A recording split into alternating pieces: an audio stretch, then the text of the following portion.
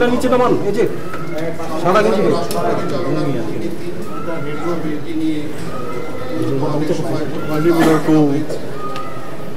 সংস্কার কমিশন প্রস্তাব করেছে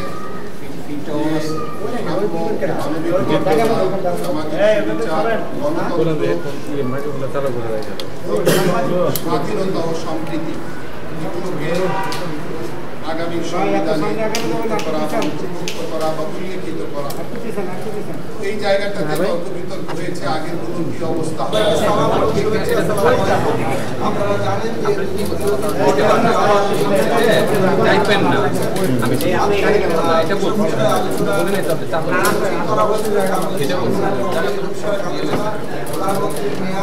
এবং সাংবিধানিক পদ্ধতি সেই সব প্রশ্নে আলোচনা হয়েছে। মূলনীতি বিষয়ে এখন পর্যন্ত কোনো ঐক্যবদ্ধ হয়নি।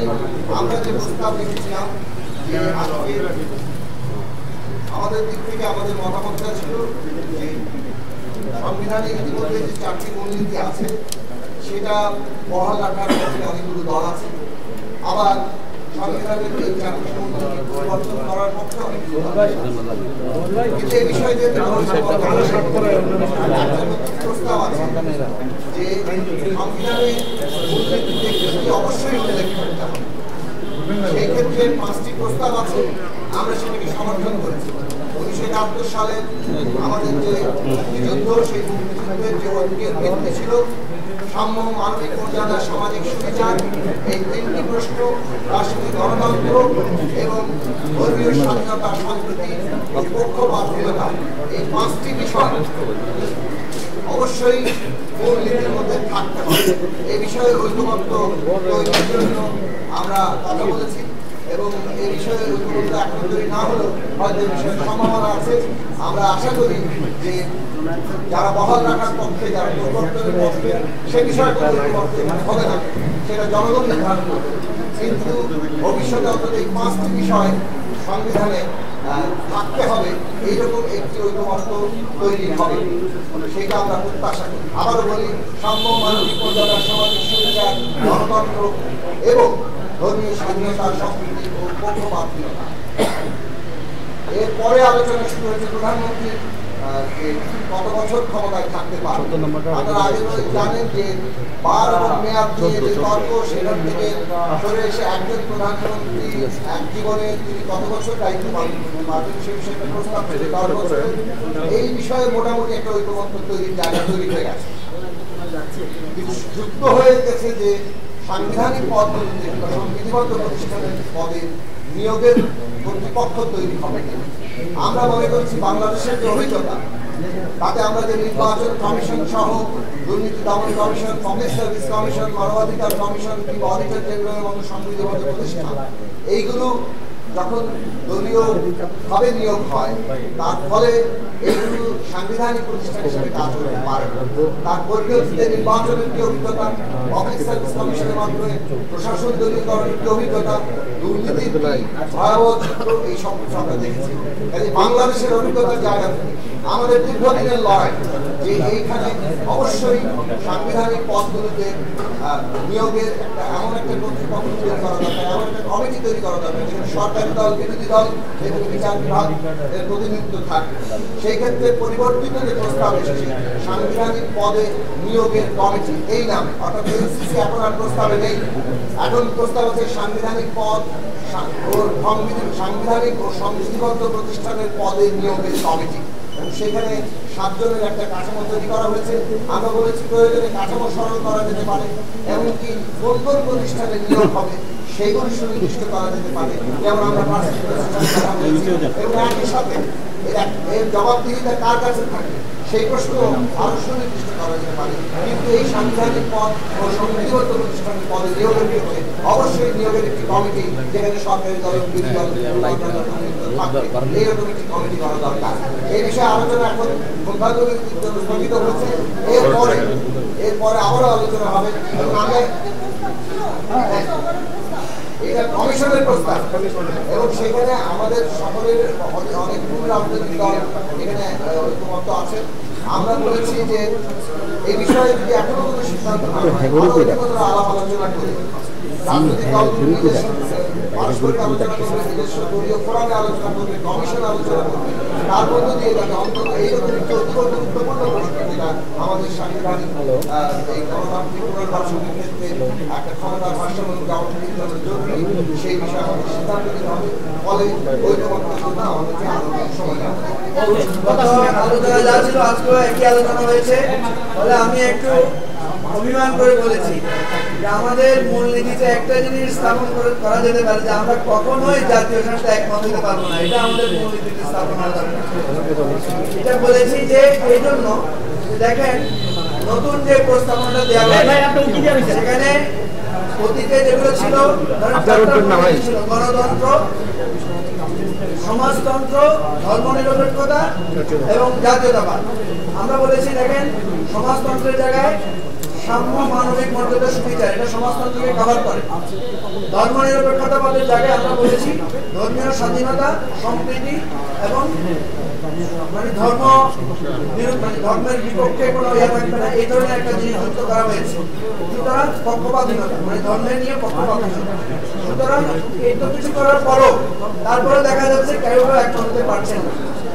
আমরা ওনাদেরকে বলেছি যে আপনারা টেলিভিশনের সামনে দাঁড়িয়ে আপনার দলের মতামত প্রকাশ না করে কারণ আপনি যে ত্যাগ করছেন, আপনি যে আপনার দলের মতামতটাকে জাতীয় স্বার্থে অগ্রাধিকার দিচ্ছেন, সেটা হলে আপনার সম্মান বাড়বে। আপনারা অনেকে মনে করছেন যে টেলিভিশনে দেখছে আমি আমার দল বা মতের তাকে বুলন্দ করে যাবো, এই পলিসিটা ঠিক না।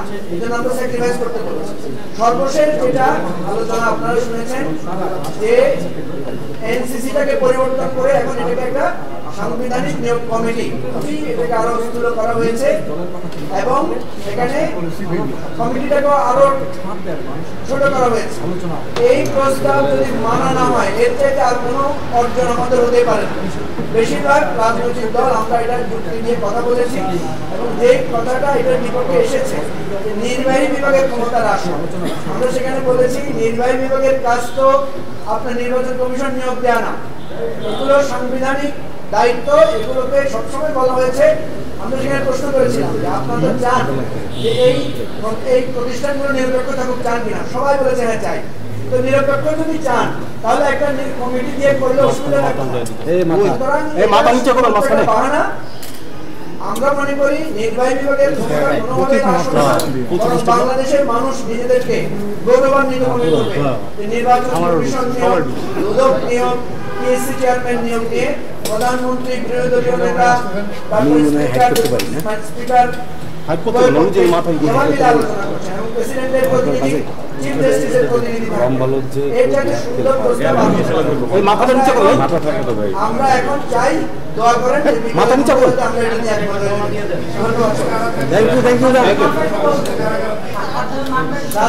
বলেছে তো প্রধানমন্ত্রী, লিডার অফ দ্য অপোজিশন, বিরোধী দলীয় নেতা, দুই কক্ষের স্পিকার, চারজন হলো। তারপরে থাকছেন প্রধান বিচারপতির একজন প্রতিনিধি, প্রেসিডেন্টের একজন প্রতিনিধি। প্রধান বিচারপতির প্রতিনিধি বলতে বলা হয়েছে অ্যাপিলেট ডিভিশনের একজন বিচারপতি, আর রাষ্ট্রপতির প্রতিনিধি বলা হয়েছে রাষ্ট্রের আইন দ্বারা আপনার রাজনীতি বা দলের সাথে সম্পৃক্ত না এরকম একজন নিরপেক্ষ লোক। আর হচ্ছে আপনার প্রধান বিরোধী দল ছাড়া অন্যদের বিরোধী দলগুলো থাকবে, তাদের মধ্যে থেকে একজন। এটা একটা সুন্দর জিনিস আসবে। ধন্যবাদ ভাই। নির্বাহী বিভাগের কর্তৃত্বটা আমরা যে পরিমাণ দুর্ভোগ এবং দুর্যোগের মুখোমুখি হয়েছি, সাংবিধানিক প্রতিষ্ঠানগুলোকে দলের অনুগত লোককে নিয়োগ দিতে যে বাস্তবে প্রধানমন্ত্রীকে প্রায় রাশিয়ার জালের মতন ক্ষমতা রাখতে দেওয়া হয়েছিল। তাহলে এই ব্যবস্থার একটা গুণগত পরিবর্তন, সেই জন্য যেটা আমরা বলেছি সাংবিধানিক পদের নিয়ম কোনোভাবে এটা প্রধানমন্ত্রীর এখতিয়ারের মধ্যে এটা থাকা উচিত না।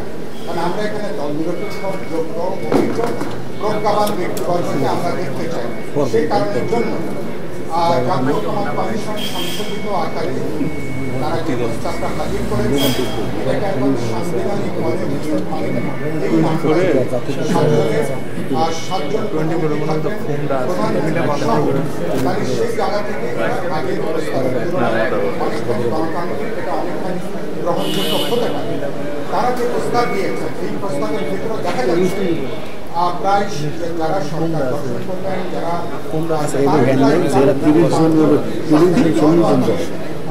সবাই কথা বলে বড় কথা বলে কার কথা কি লাগে বুঝে না, ছোট করে কথা বলতে পারবো সবগুলো লাগান তাদের পছন্দের ব্যক্তিবর্গ তাদের ইচ্ছা প্রতিফলন হওয়ার সম্ভাবনা বেশি। আমরা যেটা উল্লেখ করেছি এই কমিটির যে কাজটা তাদের জুরিসডিকশন ব্যাপারটা সুনির্দিষ্ট হওয়া দরকার। কোন কোন সাংবিধানিক তাদের উল্লেখের মধ্যে রাষ্ট্রের আইনের যে বিষয়টা এই মহা হিসাব রক্ষক যেটা সেটা উল্লেখ ছিল না, আমরা বলেছি এটাকে উল্লেখ করে এটা টার্মস রেফারেন্স কীভাবে এটাকে নির্দিষ্ট করুন এক, আর দুই হচ্ছে এটা কোনোভাবেই প্রধানমন্ত্রী সাংঘর্ষিক নয়। আমরা দেখতে চাই প্রধানমন্ত্রী ক্ষমতাটা তিনি কার্যকরভাবে তিনি প্রয়োগ করবেন গণতান্ত্রিক রাজনৈতিক জবাবদিহি ব্যবস্থার ভেতরে। শেষ যে কথাটা বলি শেষ করবো, এই কমিটি কাজ করবেন ভবিষ্যতের তত্ত্বাবধায়ক সরকার প্রধানমন্ত্রী শপথ নেওয়ার আগে পর্যন্ত। তত্ত্বাবধায়ক সরকার যখন কাজ করবে তখন এই কমিটি অটোমেটিক্যালি এই কমিটি তখন নিযুক্ত হয়ে যাবে।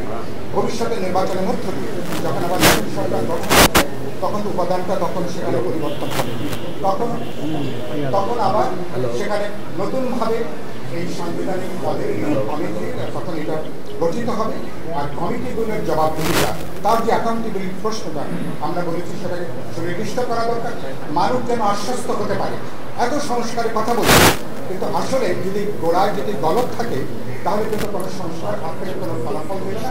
সেদিন আমরা বলেছি গুরুত্বপূর্ণ সাংবিধানিক প্রতিষ্ঠান তার নিয়ম অবশ্যই স্বচ্ছতার সাথে জবাবদিহিমূলকভাবে সরকারি দল বিরোধী দল জনগণের সবাইকে আস্থার মধ্যে নিয়ে এবং সার্চ কমিটি যেটা আছে সেই সার্চ কমিটি অব্যাহত রাখা দরকার, কারণ তারা একটা প্রস্তাবনা দেবেন আর এই কমিটির স্পিকার এই কমিটিতে তিনি সভাপতিত্ব করবেন যেখানে মাননীয় প্রধানমন্ত্রী ভবিষ্যতে তিনি উপস্থিত থাকবেন। এভাবে এই প্রস্তাবটা গ্রহণযোগ্য হতে পারে আমাদের বিষয়ে। ধন্যবাদ। হিসেবে নিয়ে আসা হচ্ছে এর সাথে আমরা একমত হয়েছি, যদিও এর কম্পোজিশনের ব্যাপারে আমাদের কিছুটা অবজারভেশন ছিল, তারপরেও আমরা ঐক্যমত্যে আসার ক্ষেত্রে এই জায়গাতে একমত হওয়ার চেষ্টা করেছি আমাদের দলের পক্ষ থেকে। কিন্তু এখানে এখনো আমরা আসলে পুরোপুরিভাবে ঐক্যমত্যে পৌঁছাতে পারিনি। এখানে একটা আলোচনা এসেছে যে প্রধানমন্ত্রীর ক্ষমতা খর্ব করা হচ্ছে, কিন্তু নির্বাহী বিভাগের ক্ষমতা কখনোই সাংবিধানিক প্রতিষ্ঠানের নিয়োগের ক্ষেত্রে ছিল না এবং এটা হবারও কথা নয়। ফলে এটাকে আমরা মনে করি না যে নির্বাহী বিভাগের ক্ষমতা হ্রাস হচ্ছে। যে কারণে যে কমিটি প্রস্তাব করা হচ্ছে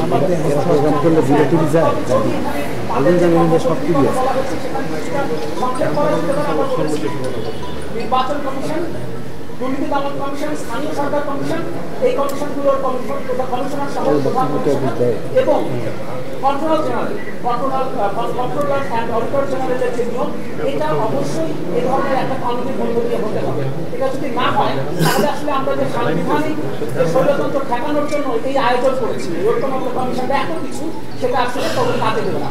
এখানে একটা আলোচনা এসছে যে প্রধানমন্ত্রীর মেয়াদ একজন সারা জীবনে 10 বছর প্রধানমন্ত্রী থাকতে পারবেন, এই ধরনের একটা জায়গা একমত হয়েছে তার সবগুলো দল। কিন্তু আমরা বলেছি যে এটা ঠেকানোর চেয়েও এই ধরনের সাংবিধানিক প্রতিষ্ঠানগুলোর নিয়ম সক্রিয়দের স্বচ্ছতাটা আর আরো বেশি জরুরি যদি আমরা সাংবিধানিক স্বৈরতন্ত্র।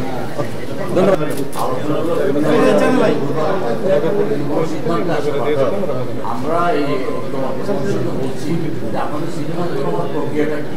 আপনাকে 100% চান, 100% ঐক্যমত্য চান, অধিকাংশ মতামত চান? ওনারা আসলে আমার মনে হয় যথাযথভাবে ওনারা এটাকে আপনারা পরিচালনা করতে পারছেন না। ওনাদের মাধ্যমে ব্যর্থতা ইচ্ছা করলে অনেকগুলো সমস্যা বা অনেকগুলো আপনার যে তথ্য উত্থাপিত হচ্ছে যেগুলো আমরা আলোচনা করছি যে আপনার জাতীয় ঐক্যমত্য কমিশন, তারপরে আপনার মেয়াদ, তারপরে আপনার যে সাংবিধানিক নিয়মের ব্যাপারগুলো, এগুলো নিয়ে অধিকাংশ রাজনৈতিক দলের একটা মত থাকে। একজন দুইজন যদি এটা বিরোধিতা করে তখন ওনারা কি করে এটাকে রেফার করে দেয়। ব্যাখ্যা করতে করতে এটা কোন পর্যায়ে যাবে এটা আমরা আশঙ্কা করছি যে এটা হচ্ছে জুলাই মাসের যেমন আপনার আগামীকাল এবং পরশু আপনার যদি বন্ধ, শনিবারও বন্ধ, তো তাইলে আবার রোববারে, তাহলে আজকেও আপনার যা বিচার করেছেন আমি আশাবাদী যে ঐক্যমত্য কমিশনের যিনি সভাপতিত্ব করছেন তিনি যদি অত্যন্ত কৌশলের সাথে যোগ্যতার সাথে তিনি যদি অনুষ্ঠান পরিচালনা করেন তাহলে হয়তো আমরা সাংবিধানিক এই যে নিয়ম পদ্ধতির ব্যাপারে একটা সিদ্ধান্ত আসতে পারে।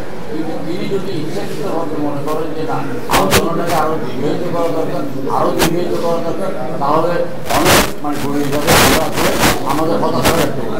সেখানে আপনার তারপর আলোচনা আমরা শুনতে আজকে যে সাংবিধানিক যে আপনার সংস্কার কমিটি যে প্রস্তাবটা এনেছেন যে আপনার সাংবিধানিক পদ্ধতি কীভাবে নির্বাচন করা যাবে এটা আমাদের কাছে অধিকতর গ্রহণযোগ্য মনে হচ্ছে। এটা ইচ্ছা করলে 10-15 মিনিটের মধ্যে আলোচনা করে একটা সিদ্ধান্ত আসতে পারে, কিন্তু ওনারা কিন্তু সিদ্ধান্ত আসছে না। এইখানে আমি আমার হতাশা ব্যক্ত করছি এবং মনে করছি যে এই আলোচনাকে দীর্ঘায়িত করার জন্য আমাদের একটা পরিকল্পনা করতে পারে। ধন্যবাদ।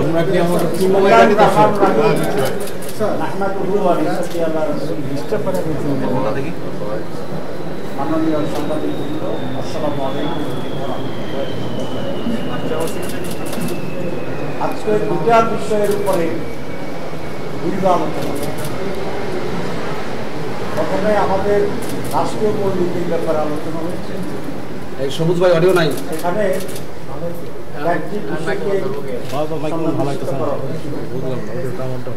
হাতে মোবাইল নামাও, মানবাধিকার, গণতন্ত্র, ধর্মীয় স্বাধীনতা ইত্যাদি।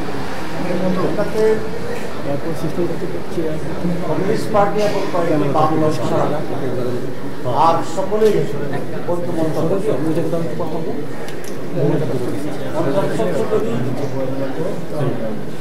যেটি আছে আমরা বলছি সেটা থাকবে।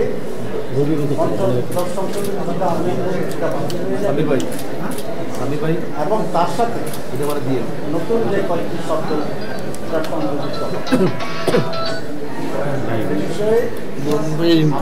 বিষয়ে আমরা এখানে মুসলিম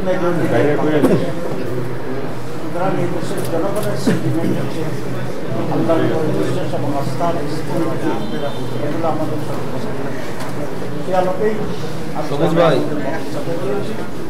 এবং আপনার মনে করেন এইটি সংশোধন করা চূড়ান্ত সিদ্ধান্ত না হলেও হাউসের পক্ষে আছে চূড়ান্তভাবে আর তারা করবে কমিশন করে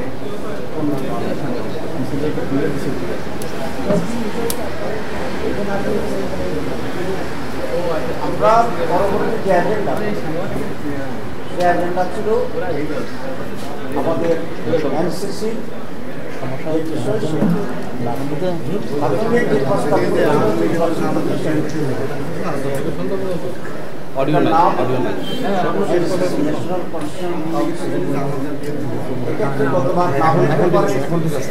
নামের সাথে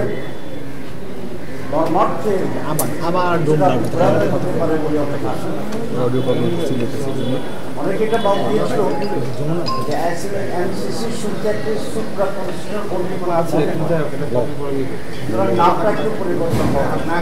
ঝামেলাটা হলো হয়েছে কি বারবার সাংবিধানিক এবং সংবিধিবদ্ধকরণ সংস্থাগুলো নিয়োগ সংস্থা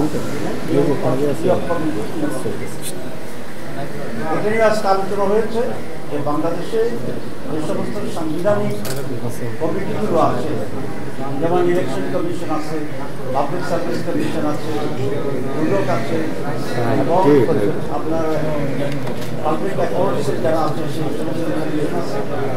এই সব কিছুর জন্য একটা শৃঙ্খলায় বডি থাকে।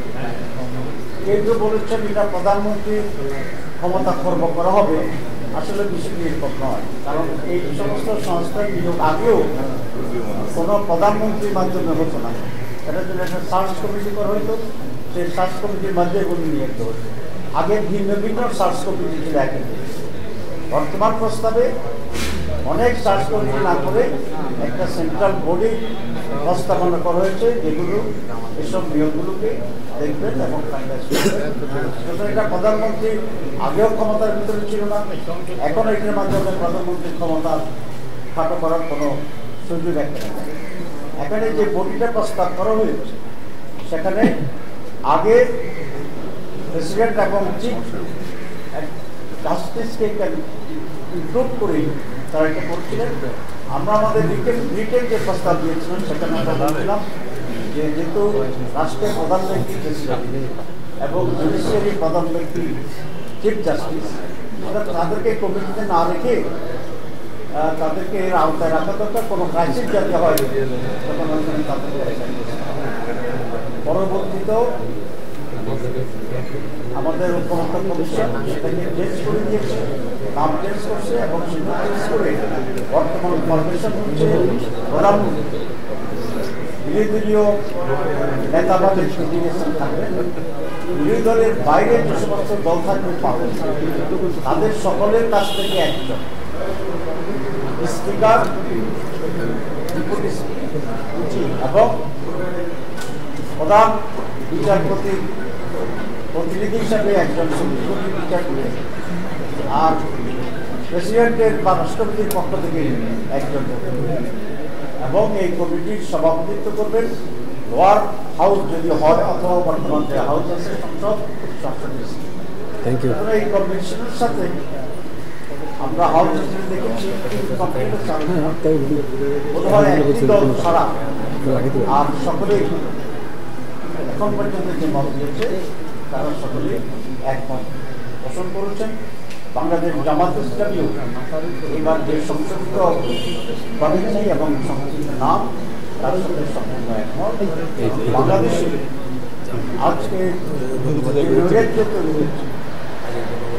একক ক্ষমতা একটি দায়ী এবং এরকম একান্তই দলীয় অযোগ্য লোকদেরকে নিয়ে দেওয়া একটা বিরাট সমস্যা। যেমন আজকে আমরা বলছি যে আওয়ামী লীগের নেতা তারা এখনো সচিবালয়ে বসে আছে, এখনো পুলিশ সার্ভিসে আছে। এটা কেন হয়েছে? যে আওয়ামী লীগ ক্ষমতায় থাকতে দলীয় লোকদেরকে নিয়োগ দেওয়ার কারণে তাদেরকে এখনো ইম্পর্টেন্ট যে একটি দল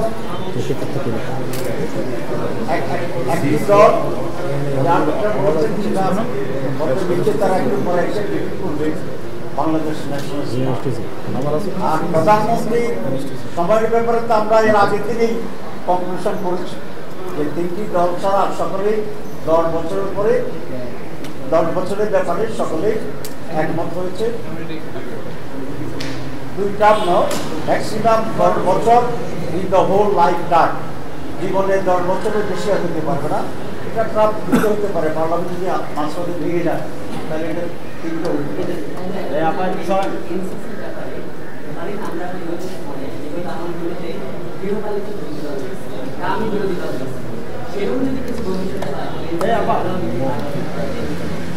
যদি এনসিসি না থাকে তাহলে তো এককভাবে সরকারি দলের প্রাধান্য থেকে যাচ্ছে যেটা এখন আছে। সুতরাং এটাকে ব্যালেন্স করার জন্য প্রস্তাব করেছি। তারপরে যদি গৃহপালিত হয় তাহলে পশু তো সবাই ইচ্ছা মতো হয়ে যায়। সেখানে আমরা সেই সিচুয়েশনের জন্য আমরা আশা করি রাখবে না। এখন সেই জন্যই এত সব পরিবর্তন, এত সব আলোচনা যে ব্যালেন্স করা এবং স্ট্রাকচারালি আমরা একটা safe government, governance, politics and এই ব্যালেন্স অফ পাওয়ারের বিষয় বাংলাদেশ করার জন্য ধন্যবাদ। আমরা আশাবাদ যে বাংলাদেশের রাজনীতিতে এবং দেশ শাসনে গুণগত পরিবর্তন আসবে।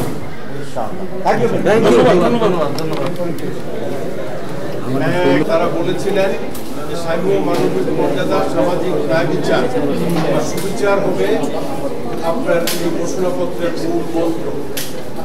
তার উপর ভিত্তি করে পরবর্তী সময়ে স্বাধীনতার পর 1975 72 সনের নভেম্বর মাসে আমাদের দেশে সংবিধান রচিত হয় এবং 16 ডিসেম্বর থেকে সেই সংবিধান কার্যকরী হয়। সেই সংবিধানের মূল 4টা নীতি ছিল গণতন্ত্র, সমাজতন্ত্র, ধর্মনিরপেক্ষতা, পরবর্তী সময়ে শেখ মুজিবুর রহমান সাহেবের হত্যার পর দেশে একটা পর্যায়ে এসে যখন সামরিক শাসন, তারপরে বহুদলীয় গণতন্ত্রের প্রবর্তন হয় 18 ফেব্রুয়ারিতে জাতীয় সংসদ নির্বাচনের পরে 5ম সংশোধনীতে এসে এই জাতির আপনার 4টি মৌলিক পরিবর্তিত হয়। সেই জায়গাতে গণতন্ত্র অক্ষুণ্ণ থাকে, ধর্মনিরপেক্ষতার ব্যাপারে আলাদা বিকল্প আসে এবং সমাজতন্ত্রেরও বিভিন্নভাবে সাম্য এবং অর্থনৈতিক মুক্তির কথা বলা হয়। তো একটা সাংবিধানিক কমিশন গঠনের কথা ছিল, ওইটা পারস্পরিক আলাপ আলোচনার মাধ্যমে এইটা কিছু পরিবর্তন করে এখন এর নাম হয়েছে সাংবিধানিক ও সংবিধিবদ্ধ প্রতিষ্ঠানের নিয়োগ কমিটি। আমরা এখানে কথা বলেছি, আমরা বলেছি সাংবিধানিক সংবিধিবদ্ধ প্রতিষ্ঠান কয়টি, এই কয়টি উল্লেখ করতে হবে এবং জনগণ জানতে হবে যে এই প্রতিষ্ঠানগুলোর নিয়োগ দেওয়ার দায়িত্ব হলো এই সাংবিধানিক এবং সংবিধিবদ্ধ নিয়োগ কমিটির। আজকের মৌলিক 2টা গুরুত্বপূর্ণ বিষয় যারা বিগত দিনে এই 2টি নিয়োগের মাধ্যমে সরকার তার ক্ষমতাকে পাকাপোক্ত করেছে, ক্ষমতার অপব্যবহার করেছে। আমরা বলেছি এগুলো যাতে সামনে না হয়, এই জন্য আমরা আরও 2টা এখানে ওনারা বলেছেন যে আপনার নির্বাচন কমিশন, দুদক, তারপর হলো আপনার এই যে কী বলে আরগুলো 4টা মানবাধিকার কমিশন, আর তারপর হলো পিএসসি। আর সাথে সাথে আমরা এটাও বলেছি, ওনারা বলছে বিবেচনা রাখবেন, সামনে আলোচনা এটা উঠাবেন। আমরা বলছি সেনাপ্রধান কেমনে নিয়োগ হবে।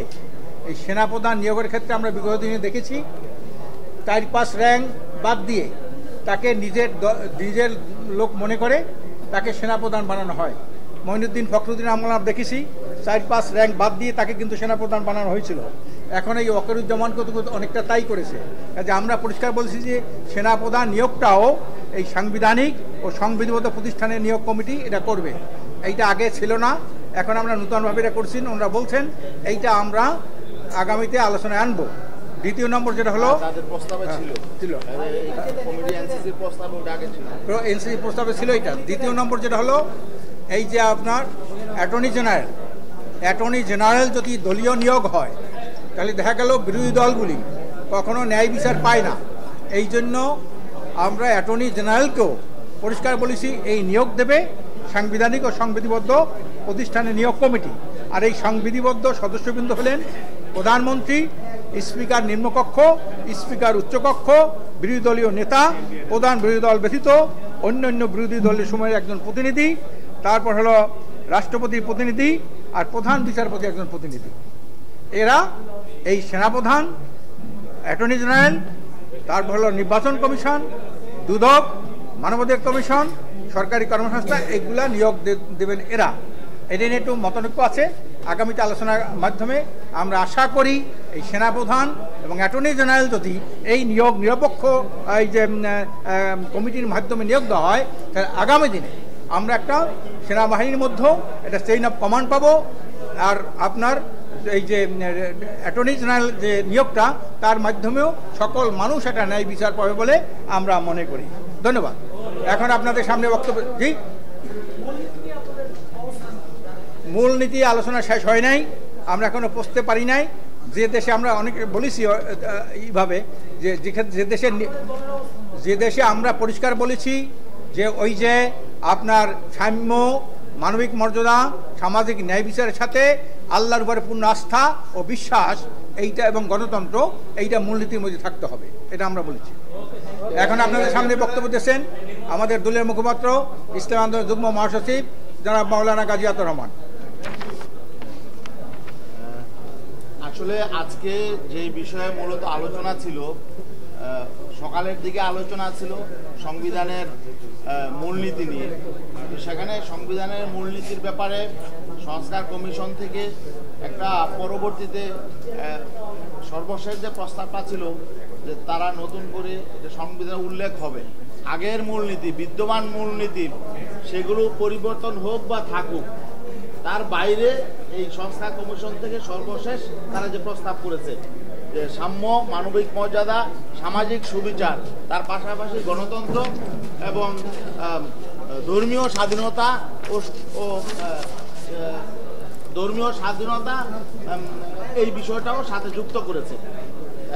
এখন ঘটনা হলো যে এটা মোটামুটি দেখলাম যে এখানে বিরোধিতার তেমন কিছু নেই, তারপরেও কেউ কেউ আশঙ্কা করছে যে ৭২-এর সংবিধানের মূলনীতি মনে হয় থাকবে না। এই আশঙ্কা থেকে আমাদের এখানে বামপন্থী ভাইয়েরা এটা বিরোধিতা করেছে, তারা এগুলো সংবিধানে রাখার ব্যাপারে একমত না। তা এখানে আসলে আমরা যেটা দেখলাম যে ৭২-এর সংবিধান নিয়ে আওয়ামী লীগ যেভাবে অনড় অবস্থানে ছিল এবং ৭২-এর সংবিধানের আলোকে বিগত ৫৩ বছরের মধ্যে ম্যাক্সিমাম সময় তারা দেশ শাসন করেছে, তো সেই সংবিধান তো ব্যর্থ প্রমাণিত হয়েছে। এখন আবার কেউ কেউ ৭২-এর সংবিধানের মূলনীতি এটা আবার রেখে দিয়ে তারা আবার নতুন দেশ চায়, এটা আমরা বুঝি না। নতুন দেশ হতে হলে তো এখানে নতুন করে আজকে সংস্কার কমিশন হয়েছে, তারা যে প্রস্তাব দিয়েছে সেটা হলো আমাদের সেই প্রোক্লেমেশন অফ ইন্ডিপেন্ডেন্সে ছিল সাম্য, মানবিক মর্যাদা।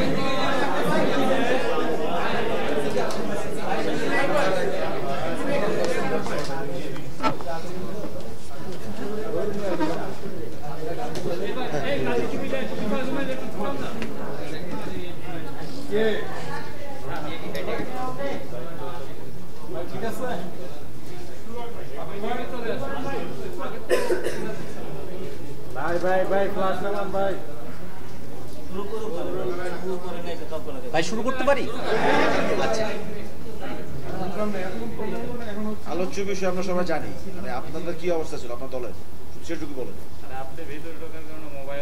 সম্মানিত সাংবাদিক বন্ধুগণ এবং প্রিয় দেশবাসী, আসসালামু আলাইকুম। ঐক্যমত্য কমিশন অনেকগুলো বিষয় নিয়ে রাজনৈতিক দলগুলোর সঙ্গে একটা ঐক্যমত্যে পৌঁছার প্রচেষ্টার অংশ হিসেবে আমাদেরকে সাথে নিয়ে ঐক্যমত্য কমিশন কয়েকবার তারা বসেছেন। আজকেও আমরা কয়েকটা বিষয় নিয়ে আসলে আলোচনা করেছি। একেবারে শুরুতেই সংবিধানের মূলনীতির বিষয় নিয়ে প্রসঙ্গ উত্থাপিত হয়। সেখানে ঐক্যমত্য কমিশন তাদের পূর্বেকার যে প্রস্তাবনা যে বিদ্যমান সংবিধানের মূলনীতিগুলোকে রিপ্লেস করে সাম্য, মানবিক মর্যাদা, সামাজিক সুবিচার, গণতন্ত্র এই বিষয়গুলোকে মূলনীতি হিসেবে সংবিধানে অন্তর্ভুক্ত করার যে পজিশন, সেখান থেকে তারা কিছুটা দূরে সরে এসে প্রস্তাবনা রেখেছেন যে বিদ্যমান সংবিধানের যে মূলনীতিগুলো আছে সেগুলো থাক বা না থাক, তার সঙ্গে সাম্য, মানবিক মর্যাদা, সামাজিক সুবিচার, গণতন্ত্র, ধর্মীয় স্বাধীনতা এবং সম্প্রীতি এই বিষয়গুলোকে মূলনীতি হিসেবে গ্রহণ করার জন্য জাতীয় নাগরিক পার্টি এনসিপি মনে করে বাংলাদেশের ৭২-এর সংবিধান বা এরপরে পঞ্চম সংশোধনীর মধ্য দিয়ে যে মূলনীতিগুলো এসেছে সেগুলো দলীয় মূলনীতি, ৭২-এর মূলনীতি একটা মুজিববাদী মূলনীতি। এই মূলনীতিগুলোর ভিত্তিতে অভ্যুত্থানের পরে যে নতুন জনগোষ্ঠীর, যে নতুন রাজনৈতিক জনগোষ্ঠীর আবির্ভাব হয়েছে, তাদের মনস্তত্ত্ব, তাদের চাওয়া পাওয়ার সঙ্গে পূর্বেকার মূলনীতিগুলো সামঞ্জস্যপূর্ণ নয়।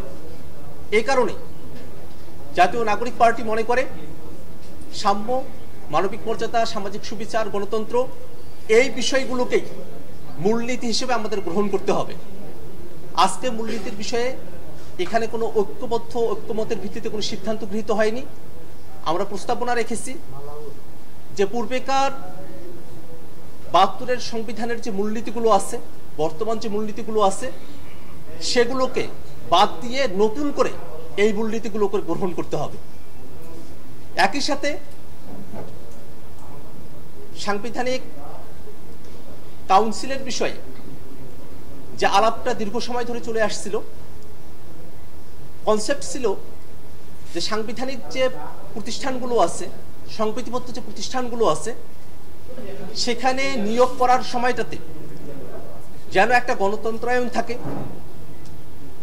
যাতে একটা নিরপেক্ষ বডি এই নিয়োগগুলো সম্পাদন করতে পারে।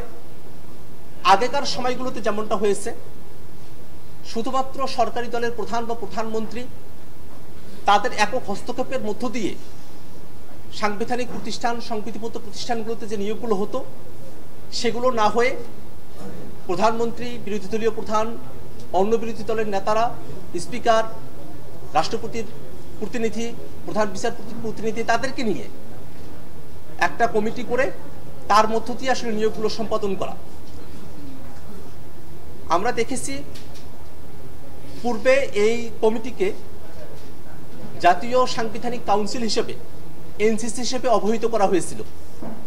আজকে ঐক্যমত্য কমিশনের পক্ষ থেকে জাতীয় সাংবিধানিক কাউন্সিল, এনসিসি এই নামকরণকে পরিবর্তন করে সাংবিধানিক এবং সংবিধিবদ্ধ প্রতিষ্ঠানের নিয়োগ কমিটি এই আকারে নামটা প্রস্তাবনা করা হয়েছে। একই সাথে আজকে এই কমিটির যে ফরমেশন, সে ফরমেশনে আগেকার যে ডেপুটি স্পিকারদের থাকার কথা ছিল, রাষ্ট্রপতির সরাসরি থাকার কথা ছিল, প্রধান বিচারপতির সরাসরি থাকার কথা ছিল, এই জায়গাগুলোতে পরিবর্তন নিয়ে আসা হয়েছে। ডেপুটি স্পিকাররা থাকবেন না, রাষ্ট্রপতির তরফ থেকে একজন প্রতিনিধি থাকবেন এবং প্রধান বিচারপতির মনোনীত আপিল বিভাগের একজন বিচারপতি থাকবেন। এইভাবে এটাকে অ্যারেঞ্জমেন্ট করা হয়েছে। আমরা দেখি যে এখানে অনেকে বলেছেন যে এই যে ফরমেশন হচ্ছে, এই ফরমেশনের মধ্য দিয়ে অনির্বাচিত ব্যক্তিদের কাছে নিয়োগের অথরিটি চলে যায়। কিন্তু আমরা দেখি যে এখানে 7 জনের মধ্যে 5 জনই নির্বাচিত প্রতিনিধি থাকেন। অতএব এই যুক্তি সেটা যে গ্রহণযোগ্য হতে পারে না সে কথা আমরা বলেছি, এবং নাম পরিবর্তনের বিষয়ে আমরা কোনো আপত্তি করিনি। কিন্তু যে কনসেপ্ট, যার মধ্য দিয়ে নিয়োগগুলো সম্পূর্ণ হবে, সেটাকে আমরা সমর্থন করেছি। একই সাথে এই কমিটির আওতা কতদূর হবে সে বিষয়গুলো নিয়ে আজকে কোনো ঐক্যমত্য সিদ্ধান্তে পৌঁছা সম্ভব হয় নাই। কিন্তু আমরা মনে করি দুর্নীতি দমন কমিশন, নির্বাচন কমিশন এবং পাবলিক সার্ভিস কমিশন সহ অডিটের মতো যে বিষয়গুলো আছে, প্রত্যেকটা বিষয়কে এই কমিটি যেন নিয়োগ প্রদান করতে পারে সে প্রস্তাবনা আমরা রেখেছি। আমরা দেখেছি আজকের আলোচনার সময়টাতে যে বাংলাদেশে যে কারণে একটা অভ্যুত্থান সংগঠিত হলো, সে অভ্যুত্থানের মধ্য দিয়ে আমরা নতুন কাঠামোর মধ্য দিয়ে, নতুন একটা গণতান্ত্রিক পদ্ধতির মধ্য দিয়ে রাষ্ট্রকে পরিচালনা করব। কয়েকটি দল এই মনস্তত্ত্বের সঙ্গে, জনগণের চাওয়ার সঙ্গে তাদের কোনো একাত্মতা নেই, বরং পুরনো যে ধারণাগুলো আছে সেই ধারণাগুলোর সঙ্গে তারা নিজেদেরকে আষ্টে পৃষ্ঠে জড়িয়ে রেখেছেন। অনেকে এনসিসি বা সংবিধিবদ্ধ এবং সাংবিধানিক প্রতিষ্ঠানগুলোতে নিয়োগ কমিটি, এই বিষয়টার সঙ্গে প্রধানমন্ত্রী কতবার থাকবেন বা কত বছর থাকবেন এই বিষয়গুলোকে একীভূত করেছেন, একটা আইডিয়া হিসেবে তারা প্রেজেন্ট করেছেন। কিন্তু প্রধানমন্ত্রী কতবার থাকতে পারেন না পারেন সে বিষয়গুলো নিয়ে ঐক্যমত্য কমিশনের 3টি দল ব্যতি রেখে বাকি সব দল 2 টার্মের কথা বা 10 বছরের কথা তারা কিন্তু একমতে তারা এসেছেন। কিন্তু আজকে যখন এই আলোচনা করা হলো, সে আলোচনাকে আবার দীর্ঘায়িত করা হয়েছে। এবং আমরা মনে করি বাংলাদেশের মানুষেরা যে প্রেক্ষাপটে তারা জীবন দেওয়ার জন্য এসেছিলেন, সেই সংস্কারকে যদি বাস্তবায়ন করা সম্ভবপর না হয়, নতুন কাঠামো, নতুন গণতান্ত্রিক পদ্ধতি যদি আমরা জনগণের কাছে উপস্থিত করতে না পারি, তাহলে গণঅভ্যুত্থানের আকাঙ্ক্ষা ব্যর্থ হবে। এবং আমরা এই যে ঐক্যমত্য কমিশনে সকলে এসে একত্রিত হয়েছি, সেই সমস্ত চেষ্টা সব কিছু ব্যর্থতায় পর্যবসিত হবে। সেক্ষেত্রে আমাদের বক্তব্য হলো, সাংবিধানিক প্রতিষ্ঠানগুলোতে নিয়োগের জন্য যে স্বাধীন বডির কথা বলা হয়েছে, সরকারি দল এবং বিরোধী দল এবং রাষ্ট্রের অন্য বডিগুলোকে ইনগেজ করে সেই বিষয়টা জনগণের চাওয়া, সকলেই এটা পছন্দ করেন, সকলে এটা চাওয়ার জায়গা। সে জায়গায় বিএনপি বা তার সমমনা যে দলগুলো এই কনসেপ্টের বিপক্ষে অবস্থা দিয়েছেন, আমাদের আহ্বান থাকবে জনগণের মতামতের সঙ্গে সঙ্গতি রেখে, জনগণের চাওয়াকে শ্রদ্ধায় রেখে এবং বাংলাদেশে ভবিষ্যতে যেন রাষ্ট্র কাঠামো, রাষ্ট্রের ক্ষমতা এক ব্যক্তির কাছে সীমাবদ্ধ না থাকে, এই বিষয়টাকে নিশ্চিত করতে, গণতান্ত্রিক পরিবেশকে নিশ্চিত করতে বিএনপি এবং সমমনা দল যেগুলো আছে তারা যেন এনসিসির বিষয়ে অর্থাৎ সাংবিধানিক এবং সংবিধিবদ্ধ প্রতিষ্ঠানগুলোতে নিয়োগ কমিটির বিষয়ে তারা যেন ইতিবাচক সিদ্ধান্ত গ্রহণ করেন, এটা আমরা তাদের কাছে আহ্বান রাখতে চাই।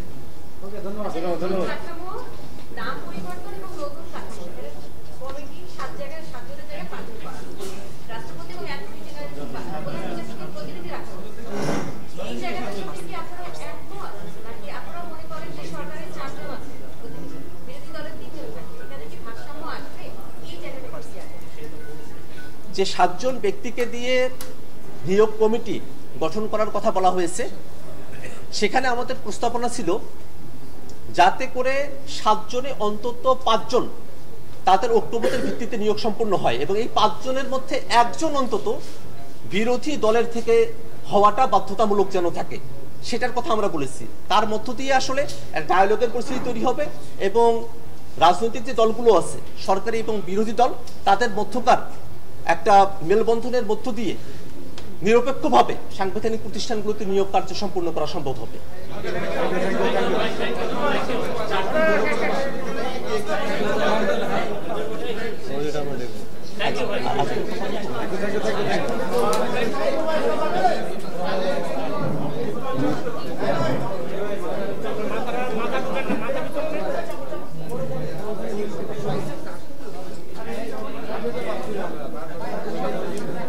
জাতীয় ঐক্যমত্য কমিশনের পক্ষ থেকে রাজনৈতিক দলগুলোর সাথে যে আলোচনা, তার আজকে আমরা বেশ কয়েকটি বিষয় নিয়ে আলোচনার জন্য সিদ্ধান্ত নিয়েছিলাম এবং সেই যে সমস্ত বিষয়গুলো আলোচনা করার কথা ছিল তার মধ্যে ছিল মূলনীতি, রাষ্ট্র পরিচালনার মূলনীতি এবং এনসিসি বলে যে প্রস্তাবটা ছিল সে বিষয়ে আলোচনা করার কথা ছিল এবং সংশ্লিষ্ট আরও কয়েকটি বিষয় যেমন প্রধানমন্ত্রীর মেয়াদ, এ বিষয় নিয়েও কথা বলার কথা ছিল। বিদ্যমান সংবিধানের রাষ্ট্র পরিচালনার ক্ষেত্রে যে 4 মূলনীতি, সেটা অব্যাহত বা অটুট রাখার বিষয়ে কয়েকটি দল মতামত দিয়েছে, সে বিষয়ে কয়েকটি দলের ভিন্ন মত আছে। ফলে এখন পর্যন্ত এই বিষয়ে কোনো ঐক্যমত্য তৈরি হয়নি। তবে সাম্য, মানবিক মর্যাদা, সামাজিক সুবিচার, গণতন্ত্র, ধর্মীয় স্বাধীনতা, সম্প্রীতি এবং পক্ষপাতিত্বহীনতা, এই 5টি বিষয়ে উল্লেখ থাকার বিষয়ে অধিকাংশ দলের সমর্থন রয়েছে। তবে ঐক্যমত্য কমিশন এ বিষয়ে আরও সুনির্দিষ্ট প্রস্তাব আগামী সপ্তাহে পেশ করবে। দ্বিতীয় যে বিষয়টা আলোচিত হয়েছে দীর্ঘ সময় ধরে, সেটি হচ্ছে যেটি সংবিধান সংস্কার কমিশনের পক্ষ থেকে জাতীয় সাংবিধানিক কাউন্সিল বলে বলা হয়েছিল। জাতীয় ঐক্যমত্য কমিশনের সাথে মার্চ থেকে মে মাস পর্যন্ত রাজনৈতিক দলগুলোর আলোচনার সময় এনসিসির বিভিন্ন রকম বিষয়ে রাজনৈতিক দলগুলো মতামত দিয়েছিলেন। অধিকাংশ দলের ক্ষেত্রে কিছু প্রস্তাব ছিল, সে সমস্ত প্রস্তাব এবং এই পর্যায়ের আলোচনার শুরুতে বিভিন্ন দলের পক্ষ থেকে যে সমস্ত মতামত দেওয়া হয়েছিল তার ভিত্তিতে জাতীয় ঐক্যমত্য কমিশন এনসিসির প্রস্তাব সংশোধন করেছে, পরিবর্তন করেছে। এনসিসির পরিবর্তে জাতীয় ঐক্যমত্য কমিশনের পক্ষ থেকে সাংবিধানিক ও সংবিধিবদ্ধ প্রতিষ্ঠানের নিয়োগ কমিটির কথা বলা হয়েছে। এটি এনসিসির পরিবর্তে একটি কাঠামো হিসেবে প্রস্তাব করা হয়েছে। এখানে 3টি পরিবর্তন আনা হয়েছে। এনসিসি যে সমস্ত পদে নিয়োগ দেবে বলে বলা হচ্ছিল তার মধ্যে অ্যাটর্নি জেনারেল এবং 3 বাহিনীর প্রধানদের কথা ছিল, সেটি এখান থেকে বাদ দেওয়া হয়েছে। ফলে সাংবিধানিক ও সংবিধিবদ্ধ প্রতিষ্ঠানের নিয়োগ কমিটির এখতিয়ারের মধ্যে বলা হয়েছে যে তারা কেবলমাত্র সাংবিধানিক ও সংবিধিবদ্ধ প্রতিষ্ঠানগুলোর সদস্যদের প্রধানদেরকে নিয়োগ দেবেন। দ্বিতীয় যে পরিবর্তনটি এনসিসির থেকে এই নতুন কমিটির ক্ষেত্রে করা হয়েছে সেটি হচ্ছে যে এর কাঠামোগত অর্থাৎ কারা সদস্য হবেন সেখানে পরিবর্তন আনা হয়েছে। ঐক্যমত্য কমিশনের পক্ষ থেকে প্রস্তাব করা হয়েছে যে সাংবিধানিক ও সংবিধিবদ্ধ প্রতিষ্ঠানের নিয়োগ কমিটিতে প্রধানমন্ত্রী, নিম্নকক্ষের স্পিকার, উচ্চকক্ষের স্পিকার, বিরোধী দলীয় নেতা প্রধান বিরোধী দল ব্যতীত অন্যান্য বিরোধী দল সমূহের একজন প্রতিনিধি, রাষ্ট্রপতির একজন প্রতিনিধি যিনি আইনের মাধ্যমে নির্ধারিত যোগ্যতা সম্পন্ন হবেন এবং প্রধান বিচারপতি কর্তৃক মনোনীত আপিল বিভাগের একজন বিচারপতি হবেন। আপনারা লক্ষ্য করলে দেখবেন যে এনসিসিতে সরাসরি প্রধান বিচারপতি এবং রাষ্ট্রপতির সদস্যপদের কথা বলা হয়েছিল, এক্ষেত্রে সেটি থাকছে না। এই প্রস্তাবের পরিপ্রেক্ষিতে দীর্ঘক্ষণ ধরে আলোচনা হয়েছে, যেটা লক্ষ্য করা গেছে যে অধিকাংশ দলের ক্ষেত্র থেকে এটিকে স্বাগত জানানো হয়েছে। এ ধরনের একটি কমিটির ব্যাপারে অধিকাংশ রাজনৈতিক দল কমিশনের প্রস্তাবকে স্বাগত জানিয়েছে, কিছু কিছু দল এ বিষয়ে তাদের আপত্তির কথা বলেছে। তবে যে সমস্ত দলের পক্ষ থেকে এই বক্তব্যকে স্বাগত জানানো হয়েছে, এই পরিবর্তনকে স্বাগত জানানো হয়েছে, তারা আরও কিছু কিছু বিষয়ে পরামর্শ দিয়েছেন, যেমন এই কমিটির কার্যপরিধি কী হবে, এর জবাবদিহিতার ব্যবস্থা কী রকম হবে, সিদ্ধান্ত গ্রহণের প্রক্রিয়া কি হবে ইত্যাদি বিষয়ে কিছু কিছু পরামর্শ আছে। সেই পরামর্শগুলির ভিত্তিতে ঐকমত্য কমিশন একটি পূর্ণাঙ্গ প্রস্তাব আগামী সপ্তাহে রাজনৈতিক দলগুলোর কাছে উপস্থাপন করবে। আজকের আলোচনায় প্রধানমন্ত্রীর মেয়াদের বিষয়টি পুনর্বার উঠে এসেছে। তার কারণ হচ্ছে যে বিএনপির পক্ষ থেকে সর্বশেষ যেটা বলা হয়েছিল সেটি হচ্ছে যে সাংবিধানিক প্রতিষ্ঠানে নিয়োগের জন্য যদি কোনো ধরনের কমিটি বা কমিশন তৈরি হয় তাহলে প্রধানমন্ত্রীর মেয়াদের ব্যাপারে যে 10 বছর সেটি পুনর্বার বিবেচনা করতে হবে। সেদিক থেকে এই আলোচনাটা হয়েছে আজকে, কিন্তু আমরা কোনো রকম ঐকমত্যে কিংবা এমনকি কোনো রকম উপসংহারে উপনীত হতে পারিনি। তার কারণ হচ্ছে এই যে যতক্ষণ না পর্যন্ত আমরা সাংবিধানিক ও সংবিধিবদ্ধ প্রতিষ্ঠানের নিয়োগ সংক্রান্ত বিষয়ে একটা চূড়ান্ত সিদ্ধান্তে আসতে পারছি, ততক্ষণ পর্যন্ত প্রধানমন্ত্রীর মেয়াদ বিষয়ে চূড়ান্ত সিদ্ধান্ত নেওয়া যাচ্ছে না। আপনাদের হয়তো মনে থাকবে সর্বশেষ যখন প্রধানমন্ত্রীর মেয়াদের বিষয়ে আলোচনা হয়েছিল তখন এটা সিদ্ধান্ত হয়েছিল, দুঃখিত সিদ্ধান্ত না, এটা অধিকাংশ দল এতে একমত হয়েছিলেন, কিছু কিছু দলের পক্ষ থেকে ভিন্ন মত ছিল। আজকের এই 3টি বিষয়ের আলোচনায় প্রাধান্য পেয়েছে, গুরুত্ব পেয়েছে এবং এই আলোচনাগুলো অব্যাহত থেকেছে। আপাত দৃষ্টে মনে হতে পারে যে আমরা একই বিষয়ে কখনো কখনো দীর্ঘ সময় ধরে আলোচনা করছি। আমরা আগেও বলেছি জাতীয় ঐকমত্য কমিশন যেহেতু মনে করে সংবিধান একটি কম্পোজিট ডকুমেন্ট, সেহেতু বিভিন্ন বিষয়ের পরস্পর সংশ্লিষ্ট বিষয়গুলো নিয়ে আলোচনা করতে প্রয়োজন হয়ে পড়ে। আমরা সেভাবেই অগ্রসর হচ্ছি এবং সেদিক থেকে আমরা আশা করছি যে আরেকটু দ্রুততার সাথে অগ্রসর হতে পারলে ভালো হলেও আমাদের অগ্রগতির ব্যাপারে আমরা এখন পর্যন্ত অত্যন্ত আশাবাদী। আমি আজকে আর কোনো প্রশ্নের উত্তর নেব না এই কারণে যে অনেকগুলো রাজনৈতিক দল অপেক্ষায় আছেন, তাদের বক্তব্য আপনারা নিশ্চয় শুনতে চান। সবাইকে ধন্যবাদ এবং আবার আপনাদের সাথে আবার রোববার দেখা হবে।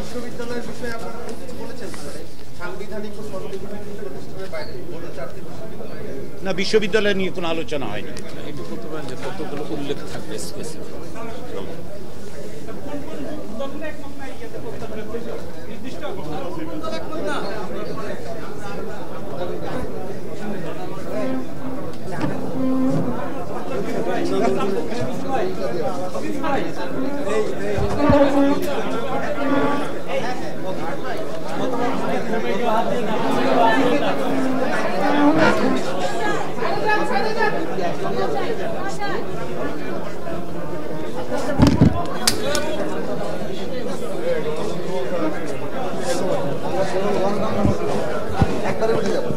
একবারে উঠে যাবো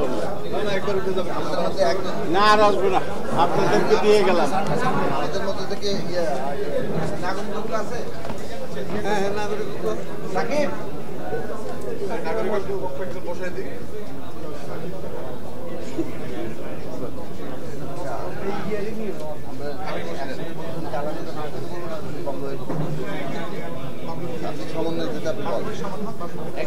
আমাদের গণতন্ত্র মঞ্চ আমরা আজকে একসাথে করছি, আমাদের সমন্বয়ক বর্তমানে বাবলু ভাই, এটা গণতন্ত্র মঞ্চের পক্ষ থেকে একটা ব্রিফিং।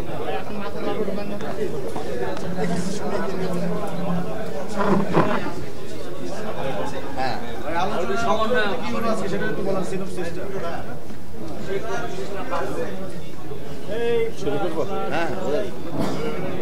প্রিয় সাংবাদিক বন্ধুগণ, আমরা গণতন্ত্র মঞ্চ 6টি দলের প্রতিনিধি আমরা এখানে এসেছি, আপনাদের সামনে উপস্থিত হয়েছি। আপনারা জানেন আজকে আমাদের যে আলোচনা হয়েছে জাতীয় ঐক্যমত্য কমিশনের সঙ্গে বিভিন্ন রাজনৈতিক দল এখানে উপস্থিত হয়েছিলেন, আমার মনে হয় 27-28টা দল। আমরা সেখানে আলোচনায় আমরা যেটা অধিকাংশ দল আমরা ঐক্যমত হয়েছি, কিছু দল আবার সেটার পক্ষে আসে নাই। আমরা পরবর্তীতে আবার আগামী আগামী বৃহস্পতিবার কোনো অনুষ্ঠান হবে না, রবিবার দিন আমরা আবার বসে সেটা ঠিক করব। তো বিষয়টা ছিল, প্রথম ছিল কোনটা? রাষ্ট্রের মূলনীতি।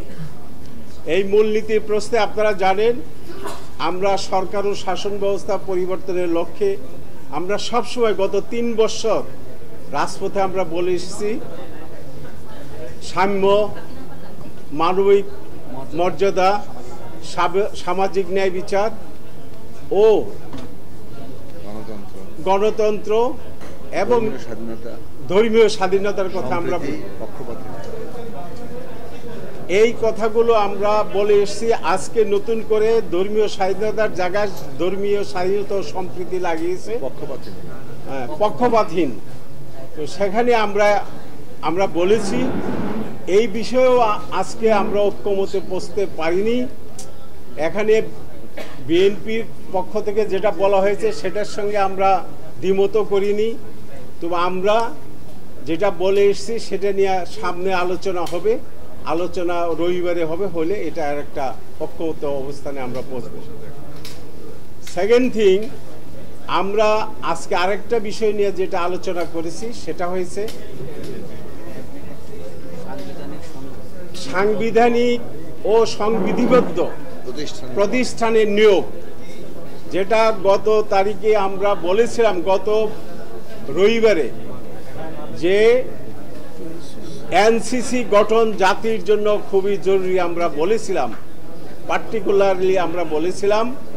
সেই বিষয়টি সাবজেক্ট চেঞ্জ হয়েছে ভুল বোঝাবুঝির কারণে, সেই নামটা এনসিসি নামটা আজকে সাংবিধানিক ও সংবিধিবদ্ধ প্রতিষ্ঠানের নিয়োগ কমিটি এইভাবে এসছে। আমরা গত বলেছিলাম, আলোচনায় বলেছিলাম যে এটার সঙ্গে নিয়োগের সঙ্গে আমরা একমত যদি রাষ্ট্রপতি ও প্রধান বিচারপতি এখন এই দুটা রাষ্ট্রের সর্বোচ্চ সম্মানীয় পোস্ট, এই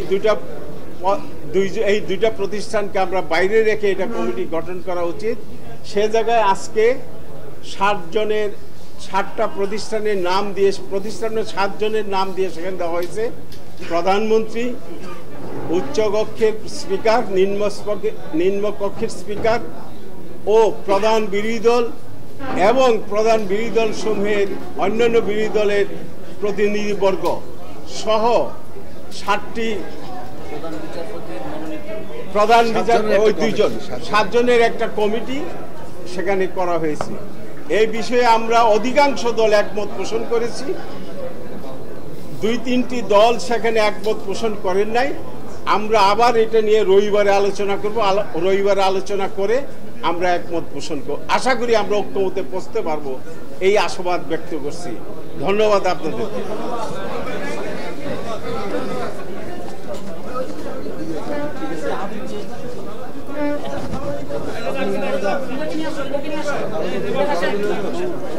কিছু বারো দল সালাউদ্দিন ভাই নিয়ে আসেন। সালাউদ্দিন ভাই, আমরা যুগপথ আন্দোলন ভাই আসেন একবারে।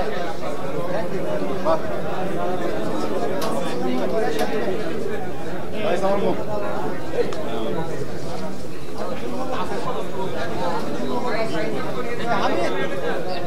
এই গণফোরাম বিরুদ্ধে বলছে না আগের পরেরটা না আগেরটা বিরুদ্ধে বলছে। আপনি উপরে বসে যান। গণফোরাম একটু আগাইছি ভাই, পিছনে একটু ধাক্কা দেন তো, একটু ধাক্কা দেন।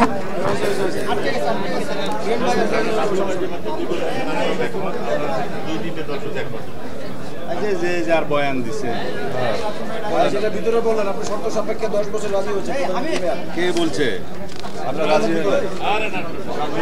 শর্ত সাপেক্ষে এটা স্পষ্ট করবে এটা। সেক্ষেত্রে সাংবিধানিক নিয়োগ কমিটি রাখা যাবে না।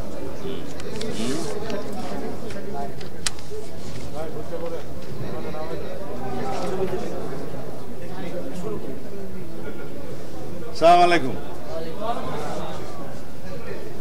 আমরা আজকে যে কয়টা বিষয় নিয়ে আলাপ আলোচনা করেছি তার মধ্যে প্রথম বিষয় ছিল সংবিধানের মূলনীতি সংক্রান্ত, দ্বিতীয় বিষয় সাংবিধানিক এবং সংবিধিবদ্ধ প্রতিষ্ঠানের নিয়োগের জন্য একটা কমিটি সংক্রান্ত, আগে যেটা এনসিসি ছিল সেটার একটা নতুন নাম। 3 নম্বর বিষয় ছিল প্রধানমন্ত্রীর নিয়োগ সংক্রান্ত, প্রধানমন্ত্রীর মেয়াদ সংক্রান্ত বাকি বিষয়গুলো এজেন্ডায় থাকলেও আজকে আলোচনা হয়নি। সংবিধানের এবং রাষ্ট্র পরিচালনার মূলনীতি সংক্রান্ত আমি ঐক্য কমিশনে যে কাগজ দিয়েছে সেই ভাষ্যটা পড়ি।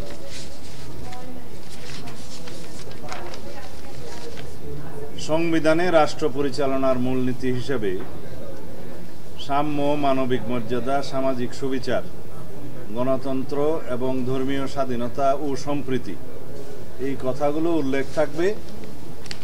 কিসের সাথে? যারা ম্যান্ডেট প্রাপ্ত হবে, সংবিধানের রাষ্ট্র পরিচালনার মূলনীতি কি নির্ধারিত হবে সেটা তাদের উপরে নির্ভর করবে। অর্থাৎ রাষ্ট্র পরিচালনার মূলনীতি সংক্রান্ত সংস্কার কমিশনের আগের যে প্রস্তাব ছিল সেই বিষয়গুলো এখন আর সেই জায়গায় নেই। আমরা আমাদের অবস্থান থেকে বলেছি যে আমরা রাষ্ট্র পরিচালনার মূলনীতি অংশে ৫ম সংশোধনীতে যে গৃহীত আর্টিকেলগুলো সেগুলো আমরা বহাল করব এবং সাথে সংস্কার কমিশনের প্রস্তাবিত এই অংশটায় এই বাক্যটা আমরা সংযোজন করব, এ বিষয়ে আমরা একমত হয়েছি। তবে এটা ঐক্যমত্য প্রতিষ্ঠা হয় নাই, কারণ সংবিধানের প্রস্তাবনা এবং রাষ্ট্র পরিচালনার মূলনীতিতে আপনারা জানেন রাষ্ট্র পরিচালনার মূলনীতি অংশে আর্টিকেল 8, 9, 10 এবং 12 সম্পর্কিত যেই প্রস্তাবটা আগে ছিল সেই প্রস্তাবে অংশে আমরা ৫ম সংশোধনীতে উল্লেখিত গৃহীত সেই আর্টিকেলগুলো প্রতিস্থাপন সহ এই অংশটি আমরা ধারণ করতে চাই। যেহেতু এই বিষয়ে কোনো ঐক্যমত্য প্রতিষ্ঠা হয় নাই, সেটা আজকের জন্য আবার পেন্ডিং রয়ে গেল। দ্বিতীয় বিষয় হচ্ছে আগের যেটা এনসিসি নামে আপনারা জানতেন, সেই এনসিসির ক্ষেত্রে আজকে একটি সংশোধিত প্রস্তাব সংস্কার কমিশনের পক্ষ থেকে উত্থাপন করা হয়েছে। তা হলো সাংবিধানিক ও সংবিধিবদ্ধ প্রতিষ্ঠানের নিয়োগ কমিটি।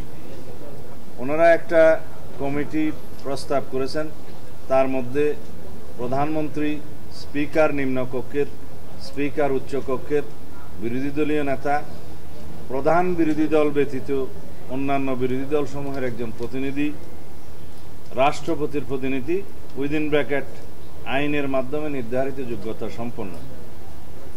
7 প্রধান বিচারপতি কর্তৃক মনোনীত আপিল বিভাগের একজন বিচারপতি। 7 জন দাঁড়ায়। এই কমিটি সাংবিধানিক ও সংবিধিবদ্ধ প্রতিষ্ঠানের নিয়োগ সংক্রান্ত এবং অন্যান্য যে পাওয়ার অ্যান্ড ফাংশন আগে উদ্ধৃত ছিল তার মধ্যে 2টা বিষয় ওনারা বাদ দিয়েছেন। সেটা হচ্ছে 3 বাহিনী প্রধান এবং অ্যাটর্নি জেনারেলের নিয়োগ এই কমিটির আওতাভুক্ত থাকবে না। কিন্তু আমাদের কথা হলো এই যে সংবিধানে নতুন একটা বডি বা নতুন একটা কমিটি সংযুক্ত করতে চাচ্ছেন, সেই বিষয়ে আমাদের পরিষ্কার কথা হলো, আমরা চাই রাষ্ট্রের সাংবিধানিক প্রতিষ্ঠান এবং সংবিধিবদ্ধ প্রতিষ্ঠানের মধ্যে সবগুলো নয়, আবার সংবিধিবদ্ধ প্রতিষ্ঠানের মধ্যে ওনারা উল্লেখ করেছেন দুর্নীতি দমন কমিশন, এবং সাথে আবার মানবাধিকার কমিশনও উল্লেখ করা হয়েছে। স্থানীয় সরকার কমিশন যেটা উল্লেখ করেছে সেটা এখন বিদ্যমান নাই, এটার অস্তিত্ব নাই যদি হয়, এবং আইন দ্বারা নির্ধারিত অন্যান্য নিয়োগ সেটাও উল্লেখ করেছে। এই বিষয়গুলোতে, এই কমিটিগুলোতে, এই প্রতিষ্ঠানগুলোতে নিয়োগের জন্য এই কমিটি তারা প্রেসক্রাইব করেছে। এখানে আমাদের বক্তব্য হলো, রাষ্ট্রে সাংবিধানিক প্রতিষ্ঠানে নিয়োগের জন্য যে সমস্ত সাংবিধানিক প্রতিষ্ঠানের জন্য বিদ্যমান আইন রয়েছে তার মধ্যে সংস্কার করা হোক, এবং ওইখানেই সার্চ কমিটিগুলো নির্ধারণ করে দেওয়া হোক যেখানে নির্বাহী বিভাগের প্রভাবমুক্ত হয়ে সেই সাংবিধানিক প্রতিষ্ঠানসমূহের আইনে নিয়োগের ব্যবস্থা থাকে। এবং সেখানে আমাদের এডিশনাল বক্তব্য হলো, সেই প্রতিষ্ঠানগুলোর জবাবদিহিতা এবং স্বচ্ছতা বজায় রাখার জন্য সেই আইনে বিধান থাকতে হবে। অ্যাকাউন্টেবিলিটি এবং আমাদের সব জায়গাতে আমরা এই বিষয়টা উল্লেখ করি, যে সমস্ত সাংবিধানিক প্রতিষ্ঠান এবং অন্যান্য প্রতিষ্ঠানে জবাবদিহিতা নিশ্চিত করতে হবে, ট্রান্সপারেন্সি নিশ্চিত করতে হবে, সেই বিধানগুলো ওখানে সংযুক্ত হবে। তাহলে সেই আইনগুলো যদি আমরা স্ট্রেনথেন করি, ওখানে সার্চ কমিটিগুলো যদি আমরা সেইভাবে নির্ধারণ করি, সেই আইনগুলোকেই আমরা প্রণয়ন করতে পারি। সেই হিসাবে যে সমস্ত সাংবিধানিক প্রতিষ্ঠান এবং সংবিধিবদ্ধ প্রতিষ্ঠান যেগুলো রিলেটেড এটার সাথে, সেগুলোর আইন না থাকলে আইন করা, যেগুলো বিদ্যমান আইন আছে সেখানে সংস্কার করা। এইভাবেই রাষ্ট্রের মধ্যে একটা check and balance, power check and balance হবে। এবং আমরা তার সাথে এটাও যুক্ত করেছি, যেহেতু কেয়ারটেকার সরকার ইনপ্লেস হয়েছে যে নামে হোক, সেই কেয়ারটেকার সরকারের অধীনে স্বাধীন নির্বাচন কমিশন যদি স্বাধীনভাবে নির্বাচন পরিচালনা করে এবং জুডিশিয়ারির কমপ্লিট ইন্ডিপেন্ডেন্স আমরা এনশিওর করতে পারি, এবং ফ্রিডম অফ প্রেস যদি এনশিওর করতে পারি, আর অন্যান্য যেগুলো রিলেটেড দুদক সহ অন্যান্য প্রতিষ্ঠানগুলোকে যদি আমরা শক্তিশালী করতে পারি, এইখানেই গণতন্ত্রের রক্ষা কবচ হিসেবে তারা কাজ করবে। এবং গণতন্ত্রের রক্ষা কবচ ছাড়া, এই সমস্ত প্রতিষ্ঠান ছাড়া গণতন্ত্র কখনো শক্তিশালী হবে না। আর যদি ফ্রিডম অফ প্রেস যে দেশে বেশি, সেই দেশে আপনারা জানেন গণতন্ত্র শক্তিশালী হয়, সেটা ক্রমান্বয়ে শক্তিশালী হয়ে উঠছে, এবং independence of freedom of press আমরা দেখতে পাচ্ছি আরও গ্র্যাজুয়ালি সেটা ইমপ্রুভ করবে বলে আমরা বিশ্বাস করি। এইগুলো না করে শুধুমাত্র নির্বাহী বিভাগকে ক্ষমতা কমিয়ে, নির্বাহী বিভাগের ক্ষমতাকে সব জায়গায় কার্টেল করে একটা সুষ্ঠু সরকার পরিচালনা, রাষ্ট্র পরিচালনা কখনো সম্ভব হয় না। আমরা যদি সবসময় মাথায় রাখি যে এক ব্যক্তি স্বৈরাচার হয়েছিল, সেই জন্য নির্বাহী বিভাগকে দুর্বল করতে হবে এবং লেজিসলেচারকে, সংসদকে দুর্বল করতে হবে, এই আইডিয়া থেকে আমাদের বেরোতে হবে। আমরা একটা নতুন যাত্রা শুরু করেছি, সেই জন্যে আমরা সংস্কার প্রস্তাব দিয়েছি অনেক আগেই, এবং সেই সংস্কার কমিশনগুলো পরে গঠিত হয়েছে এই সরকার আসার পরে। আমাদের সংস্কার প্রস্তাব আরও অনেক আগে দেয়া হয়েছে 31 দফা। তার আলোকে আমরা রাষ্ট্রের রাষ্ট্র কাঠামো, গণতান্ত্রিক সংস্কার, সংবিধানের গণতান্ত্রিক সংস্কারের মধ্য দিয়ে রাষ্ট্রে একটি ভারসাম্যমূলক রাষ্ট্রীয় ব্যবস্থা এবং সরকার ব্যবস্থা আমরা প্রতিষ্ঠা করতে চাই, যার মধ্য দিয়ে দেশের অর্থনৈতিক মুক্তি হবে, যার মধ্য দিয়ে গণতন্ত্র শক্তিশালী হবে, এবং আমরা সেই গণতান্ত্রিক কালচার, এই সংস্কৃতিগুলো চর্চার মধ্য দিয়ে সামনে আরও বেশি গণতান্ত্রিক প্রতিষ্ঠানগুলো আরও শক্তিশালী হবে। এটা হলো আমাদের বক্তব্য। সুতরাং আমরা এই বিষয়ের সাথে একমত হতে পারিনি এই কমিটি সংক্রান্ত। আমরা বলেছি আইনগুলো প্রণয়ন করা হোক, সংস্কার করা হোক, শক্তিশালী করা হোক। 3 নম্বর বিষয় প্রধানমন্ত্রীর মেয়াদ সংক্রান্ত। আমরা বলেছিলাম, এর আগের দিনও আপনাদের সামনে বলেছি, প্রধানমন্ত্রীর মেয়াদ সংক্রান্ত একটা পপুলার মতামত এসেছিল যে সর্বোচ্চ 10 বছর জীবদ্দশায় কোনো ব্যক্তি প্রধানমন্ত্রী হিসেবে বহাল থাকবেন না, সেই প্রস্তাবটা আলোচনা হয়েছিল। তা আমরা বলেছিলাম আমরা দলীয় ফোরামে সেটা আলোচনা করে তারপরে জানাবো, এবং সাথে বলেছিলাম যে এই এনসিসি অথবা এনসিসির মতো আর কোনো বডি যদি নির্বাহী বিভাগের কর্মকাণ্ডে বাধাগ্রস্ত করে অথবা ইন্টারফেয়ার করে সেই রকম কোনো ব্যবস্থা থাকলে আমরা হয়তো সেই প্রস্তাবটা গ্রহণ করতে পারবো না। আমি আপনাদের সামনে আজকে পরিষ্কার বলছি, আমাদের দলীয় অবস্থান হচ্ছে আমরা প্রধানমন্ত্রীর মেয়াদ লাইফ টাইমে একজন ব্যক্তি জীবদ্দশায় 10 বছরের বেশি বহাল থাকবেন না বা 10 বছরের বেশি কোনো ব্যক্তি প্রধানমন্ত্রী থাকতে পারবেন না, এই বিষয়ে আমরা একমত। তবে এই জাতীয় সংস্থাগুলো এনসিসি বা সাংবিধানিক নিয়োগ কমিটি এই জাতীয় সংস্থাগুলো যদি দিয়ে নির্বাহী বিভাগের সমস্ত কর্মকাণ্ডকে সমস্ত জায়গায় ইন্টারফেয়ার করার যেখানে সম্ভাবনা থাকে এগুলো করা হয়, তাহলে আমরা সেই প্রস্তাবটা গ্রহণ করতে পারবো না। তখন আমাদের 31 দফা মাফিক আমাদেরকে যেতে হবে, যেভাবে আমাদের দেয়া আছে আগে সেইভাবে আমরা যাব। এখন প্রশ্ন উঠছে যে আপনাদের এই বিষয়ে ঐক্যমত হয়েছে কিনা। এই বিষয়টাও পেন্ডিং রয়ে গেল, এই বিষয়ে কোনো ঐক্যমত এখনো প্রতিষ্ঠা হয়নি। ধন্যবাদ।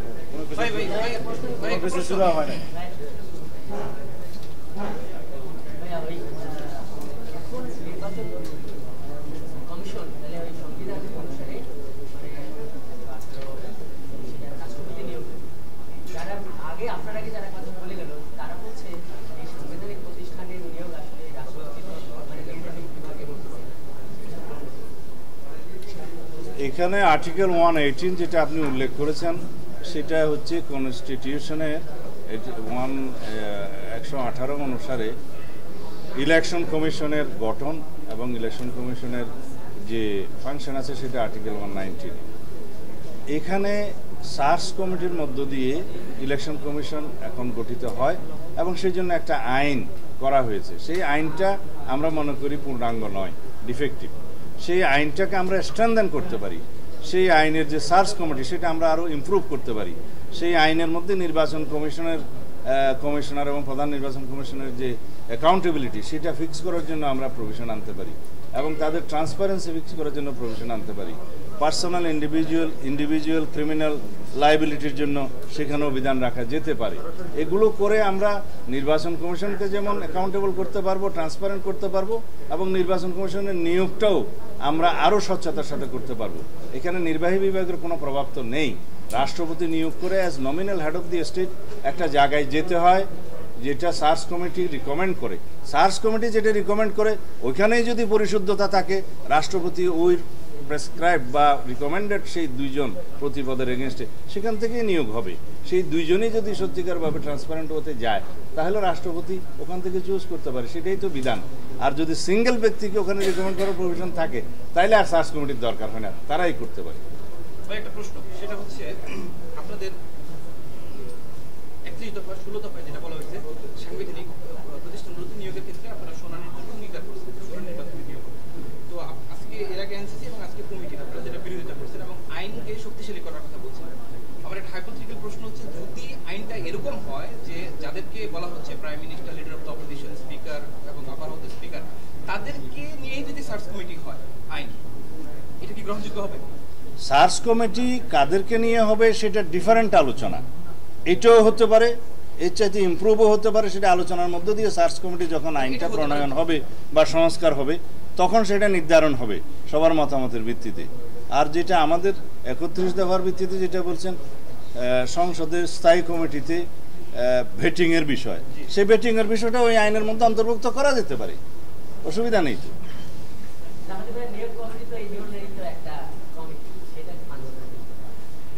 সেটা কেন মানলাম না সেই যুক্তি তো আগেই দিয়েছি।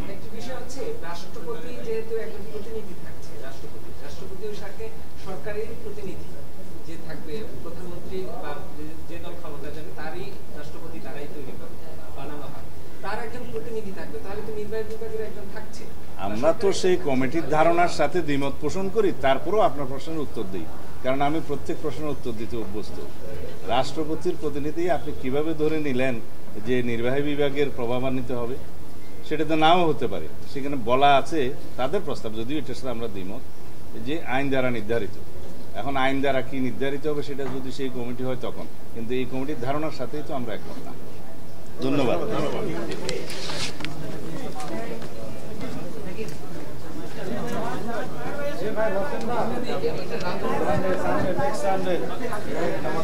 নূর ভাই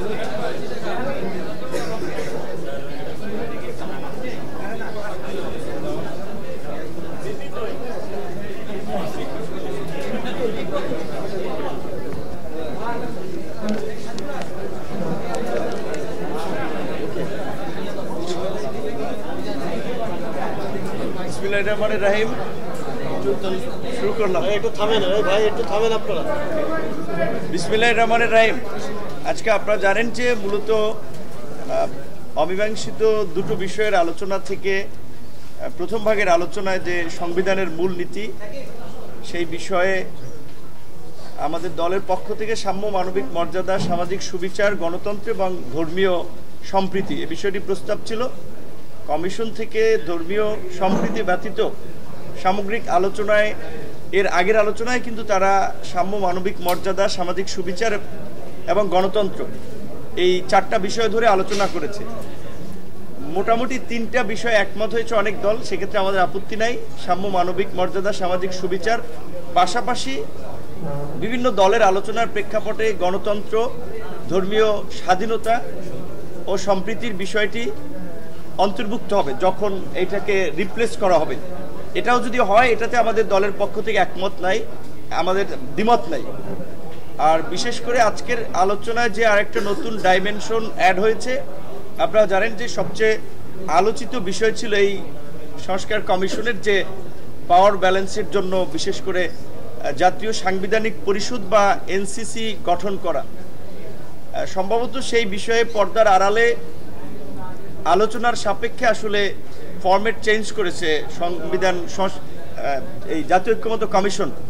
আজকের নতুন আলোচনায় তারা ওই কাঠামোর পরিবর্তে আপনার সাংবিধানিক ও সংবিধিবদ্ধ প্রতিষ্ঠানের নিয়োগ সংক্রান্ত একটা কমিটি, যেটা এনসিসির পরিবর্তে আনা হয়েছে, এবং সেই কমিটিতে প্রধানমন্ত্রী, বিরোধী দলীয় নেতা, 2 কক্ষ বিশিষ্ট সংসদ হলে 2 কক্ষের স্পিকার, প্রধান বিচারপতির মনোনীত একজন ব্যক্তি এবং প্রধান বিরোধী দল ব্যতীত বিরোধী দলের অন্যান্য বিরোধী দলের মধ্যে থেকে একজন প্রতিনিধি, 7 জনের সমন্বয়ে এই সংবিধান ও সংবিধিবদ্ধ প্রতিষ্ঠানের কমিশন গঠনের কথা বলা হয়েছে। আমরাও মনে করি যে আমাদের দলীয় অবস্থানের থেকে জাতীয় ঐক্যের স্বার্থে এই বিষয়টিও ভালো হয় যদি সবাই একমত হয়, এবং অধিকাংশ দল এখানে একমত হয়েছে।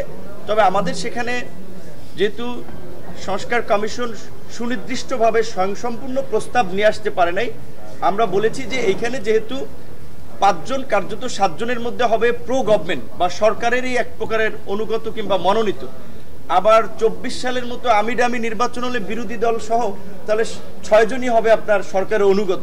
সেই জায়গা থেকে আমরা বলেছি অন্তত এই কমিটির 7 জনের পূর্ণাঙ্গ মতামতের ভিত্তিতেই এই যে সাংবিধানিক কমিশনের এবং সংবিধিবদ্ধ প্রতিষ্ঠান হিসেবে যেটা চিহ্নিত হবে তার নিয়োগটা নিশ্চিত করা হবে। সেখানে আমাদের দলের পক্ষ থেকে সুনির্দিষ্টভাবে আমরা 5 থেকে 7টি নিয়োগের কথা প্রস্তাব করেছি। 1 নম্বর নির্বাচন কমিশন, 2 নম্বরে দুর্নীতি দমন কমিশন, 3 নম্বরে পাবলিক সার্ভিসের চেয়ারম্যান থেকে শুরু করে অন্যান্য নিয়োগ, এবং মহাহিসাব নিরীক্ষক থেকে শুরু করে অ্যাটর্নি জেনারেল। আমরা 5টি পদ পয়েন্ট আউট করেছি, আমরা বলছি 5 থেকে 7টি হতে পারে। আর প্রধানমন্ত্রীর মেয়াদের প্রশ্নে যেটি ম্যাক্সিমাম রাজনৈতিক দলে আমরা একমত হয়েছি যে 10 বছর অন্তত বেশি নয়, সেইখানে বিএনপির পক্ষ থেকে এনসিসি না থাকলে তারা একমত, এরকম একটি প্রস্তাব যেটা এসেছে।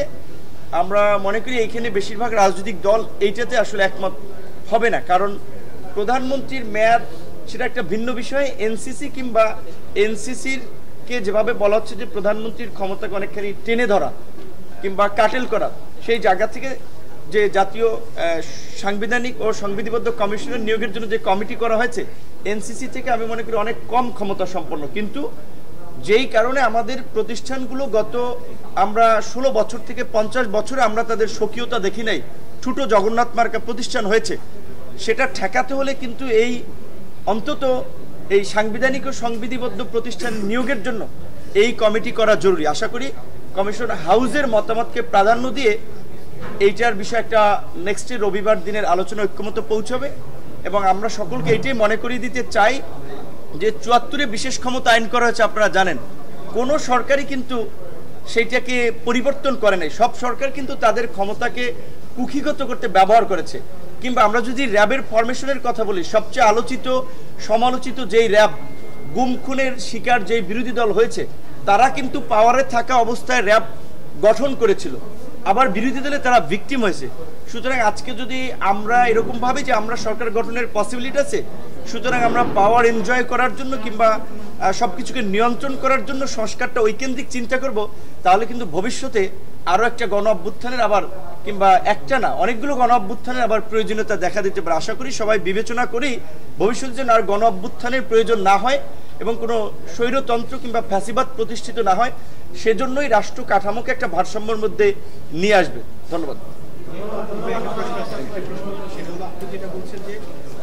প্রধানমন্ত্রীর মেয়াদের ক্ষেত্রে যদি আমাদের বিএনপি যেটা বলছেন বিভিন্ন কথা বলে তারা বলে এনসিসি নিয়ে আবার তারপরে কোটা হচ্ছে না, এনসিসি হচ্ছে না নাকি প্রধানমন্ত্রীর মেয়াদ যে আমরা তো অধিকাংশ রাজনৈতিক দল দুটোই চাই। বিভিন্ন রাজনৈতিক দলের একটা অবস্থান থাকতে পারে। এখন এইটা তো আসলে ওই রকমের বিষয় না যে আপনি একটা দিলে আরেকটা পাবেন না বা একবার খেলে আরেকবার খেতে পারবেন না। এইখানে দলের চেয়ে আমরা একটা বিশেষ পরিস্থিতিতে গণ অভ্যুত্থান পরবর্তীতে বাংলাদেশ রাষ্ট্রকে পুনর্গঠন করার জন্য বসেছি। সুতরাং এইখানে দলীয় পজিশনের চেয়ে জাতীয় স্বার্থ এবং আমরা যেহেতু জাতীয় ঐক্যমতের জন্য বসছি, ওই হাউজের মতামতটা কি প্রাধান্য দেওয়া উচিত সকলের এবং কমিশনের, আমরা এটা মনে করি। ধন্যবাদ।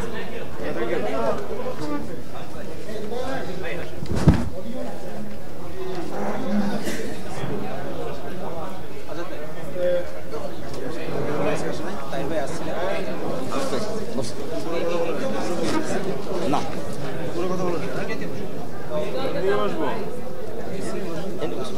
এটাই ভালো আছে, সামনে আছে। তোমরা বসবা?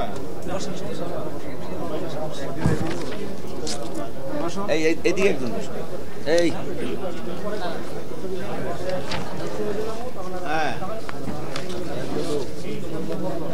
আলহামদুলিল্লাহ রাব্বিল আলামিন, আসসালাতু আসসালামু আলা রাসূলিহিল কারীম। সম্মানিত সাংবাদিক বন্ধুগণ, আসসালামু আলাইকুম ওয়া রাহমাতুল্লাহি ওয়া বারাকাতুহু। আপনারা সকালবেলার আলোচনা ব্রিফিং আপনারা শুনেছেন। আমাদের নেতা ডক্টর সৈয়দ আব্দুল্লাহ মোহাম্মদ তাহের ভাই সকালবেলার ব্রিফিং আপনাদের সামনে দিয়েছে যে সকালে যে বিষয়টা আলোচনা হয়েছে আমাদের রাষ্ট্র পরিচালনার মূলনীতি, এবং সেখানে আমরা এটা বলেছি যে বলা যায় আগে তো রাষ্ট্র পরিচালনার মূলনীতিও আজকে কমিশন আবার নতুন করে প্রস্তাবনা হিসেবে দিয়েছে, যেখানে আপনারা ইতিমধ্যেই শুনেছেন। রাষ্ট্র পরিচালনার মূলনীতির মধ্যে আছে সাম্য, মানবিক মর্যাদা, সামাজিক সুবিচার, গণতন্ত্র এবং ধর্মীয় স্বাধীনতা ও সম্প্রীতি, এটা উল্লেখিত হবে। এই কথার সাথে অধিকাংশ দল আপনার পঞ্চম সংশোধনীর সাথে যে আল্লাহর প্রতি পূর্ণ আস্থা এবং বিশ্বাস, এটার সাথে এটা যুক্ত করার ব্যাপারে অধিকাংশ রাজনৈতিক দল ঐক্যমত পোষণ করেছেন। কমিউনিস্ট পার্টি সহ বেশ কয়েকটা দল এ ব্যাপারে দ্বিমত পোষণ করেছেন। এটা আমরা সকালে আপনাদেরকে জানিয়েছি। এরপরে আলোচনা যেটা হয়েছে সেটা হলো সাংবিধানিক ও সংবিধান প্রতিষ্ঠানের সংবিধিবদ্ধ প্রতিষ্ঠানের নিয়োগ পদ্ধতি বা নিয়োগ কমিটি। এটা আপনারা এটাও জানেন যে কমিশনের আগের প্রস্তাব ছিল এনসিসির যে প্রস্তাব ছিল, এবং সেখানে প্রধান বিচারপতি এবং রাষ্ট্রপতিকে সংযুক্ত করেই তাদের প্রস্তাবনা ছিল। এই নামের ব্যাপারেই অনেক লোকের মধ্যেই একটা আপত্তি ছিল। এরপরে জামাতের পক্ষ থেকে আমরা রাষ্ট্রপতি যেহেতু রাষ্ট্রের গার্ডিয়ান আর প্রধান বিচারপতি যেহেতু বিচার বিভাগের প্রধান, এই দুইজন ব্যক্তিকেই এই পয়েন্ট থেকে এই কমিটি থেকে মাইনাস করার জন্য আমরা আমাদের বক্তব্যে বলেছিলাম। এবং আজকে ঐক্যমত কমিশনের পক্ষ থেকে রাষ্ট্রপতি এবং প্রধান বিচারপতির নাম বাদ দিয়ে আজকে নতুন প্রস্তাবনা ওনারা উপস্থাপন করেছেন এবং এনসিসির নামও পরিবর্তন করেছেন এবং প্রধান বিচারপতি এবং রাষ্ট্রপতির নামও এই কমিটি থেকে বাদ দিয়েছেন। এবং আপনারা এটা শুনেছেন ইতিমধ্যেই, এই কমিটিতে আছে প্রধানমন্ত্রী, স্পিকার নিম্নকক্ষ, স্পিকার উচ্চকক্ষ, বিরোধী দলীয় নেতা, প্রধান বিরোধী দল ব্যতীত অন্যান্য বিরোধী দলীয় সদস্যদের মধ্য থেকে একজন, রাষ্ট্রপতি কর্তৃক মনোনীত একজন, আর প্রধান বিচারপতি কর্তৃক অ্যাপিলেট ডিভিশনের একজন বিচারপতি নিয়ে এখন সাংবিধানিক ও সংবিধিবদ্ধ প্রতিষ্ঠানের নিয়োগ কমিটি গঠনের প্রস্তাব দিয়েছেন। এবং আজকের এই প্রস্তাবেও বিএনপি সহ কয়েকটা দল বাদে অধিকাংশ দলই এ ব্যাপারে ঐক্যমত পোষণ করেছেন। এবং এটা আপনারা জানেন যে এই কমিটির প্রস্তাবনা যেটা এসেছে, যাতে করে রাষ্ট্রের কোনো একক ব্যক্তির স্বৈরাচার হতে না পারে, ফ্যাসিবাদী শাসন যাতে প্রতিষ্ঠা করতে না পারে, এর থেকে দেশ জাতি রাষ্ট্রকে রক্ষা করার জন্যই কিন্তু এই প্রস্তাবনার সাথে আমরা একমত হয়েছি। আর আজকে শেষে আবার আরেকটা বিষয়টা আলোচনা হয়েছে, যদিও এ বিষয়ে আগে বিএনপি ছাড়া ওই দিন আমরা বলেছিলাম যে বিএনপি সহ 3টি দল যারা ঐক্যমত কমিশনের যিনি সহসভাপতি এবং এই মিটিংয়ের সভাপতি, উনি বলছিলেন 3টা দল ছাড়া আর বাকিরা সবাই একমত হয়েছি আমরা যে প্রধানমন্ত্রী একই ব্যক্তি কয়বার এটা নয়, জীবনে সর্বোচ্চ 10 বার প্রধানমন্ত্রী, 10 বছর প্রধানমন্ত্রী হতে পারবেন। এ ব্যাপারে আমরা সবাই ঐক্যমত পোষণ করেছি এবং এই আলোচনাটা আজকেও উঠেছিল, কিন্তু বিএনপি আজকেও এই পয়েন্টে একমত হননি। এই হলো আজকের আলোচনার মূল বিষয়। যে না, আমরা তো আগেই বলেছি, আমরা তো জায়গাতে সরি নেই, আমরাও সরি নেই এবং এই অন্যান্য রাজনৈতিক দলও সরে নাই। এই পয়েন্টে সবাই এখন পর্যন্ত ঐক্যমতই আছে যে একজন ব্যক্তি সর্বোচ্চ 10 বছর প্রধানমন্ত্রী থাকতে পারবেন। শর্ত জুড়ে দিয়েছে, এই ব্যাপারে তো অন্যান্য রাজনৈতিক দল একমত হয়নি। বিএনপি বলছে যে আমরা 10 বছর সর্বোচ্চ, এই পয়েন্টে একমত, তবে এই যে সাংবিধানিক ও সংবিধিবদ্ধ প্রতিষ্ঠানের যে নিয়োগ কমিটি, এই টাইপের কমিটি কিছু থাকতে পারবে না। এ ব্যাপারে হাউজের অধিকাংশ দলই একমত পোষণ করেননি এবং আমরা সহ সবাই আগের যে মত ছিলেন সেই মতই তারা আছেন। জি,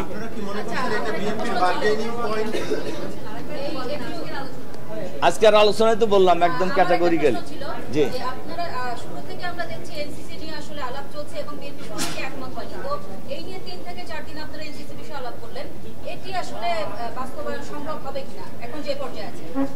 আমরা তো মনে করি অধিকাংশ দল যেহেতু এই ব্যাপারে ঐক্যমত পোষণ করেছেন, এখন বাস্তবায়নের দায়িত্ব হলো ঐক্যমত কমিশনের। আমরা দেখি ওনারা কি করেন, আমরা বিশ্বাস করি ওনারা এই ব্যাপারে শক্ত থাকবেন। আর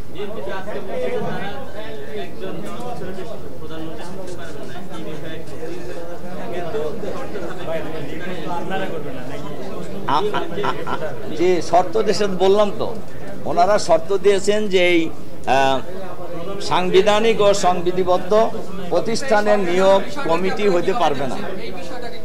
কোনটা না, আমরা তো শর্তের সাথে আমরা তো একমত না। না, আরো বিএনপির সাথে আরো কয়েকটা দল আছে। জি, থ্যাংক ইউ।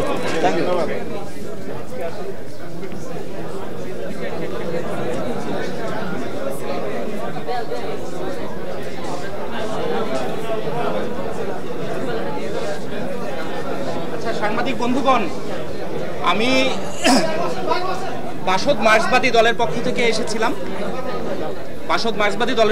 এসেছিলাম। তো একটা বিষয়, দুটা গুরুত্বপূর্ণ বিষয় নিয়ে যেহেতু আজকে আলোচনা হয়েছে, ফলে সেই জায়গা থেকে আমাদের দলের অবস্থান। আমার নাম মাসুদ রানা, আমি বাসদ মার্ক্সবাদীর সমন্বয়ক। মূলনীতি সম্পর্কিত আলোচনায় আমরা বলেছি যে মূলনীতি ইতিহাসের সাথে সম্পর্কিত বিষয়, ইতিহাসের ভিত্তিতে কিন্তু মূলনীতি।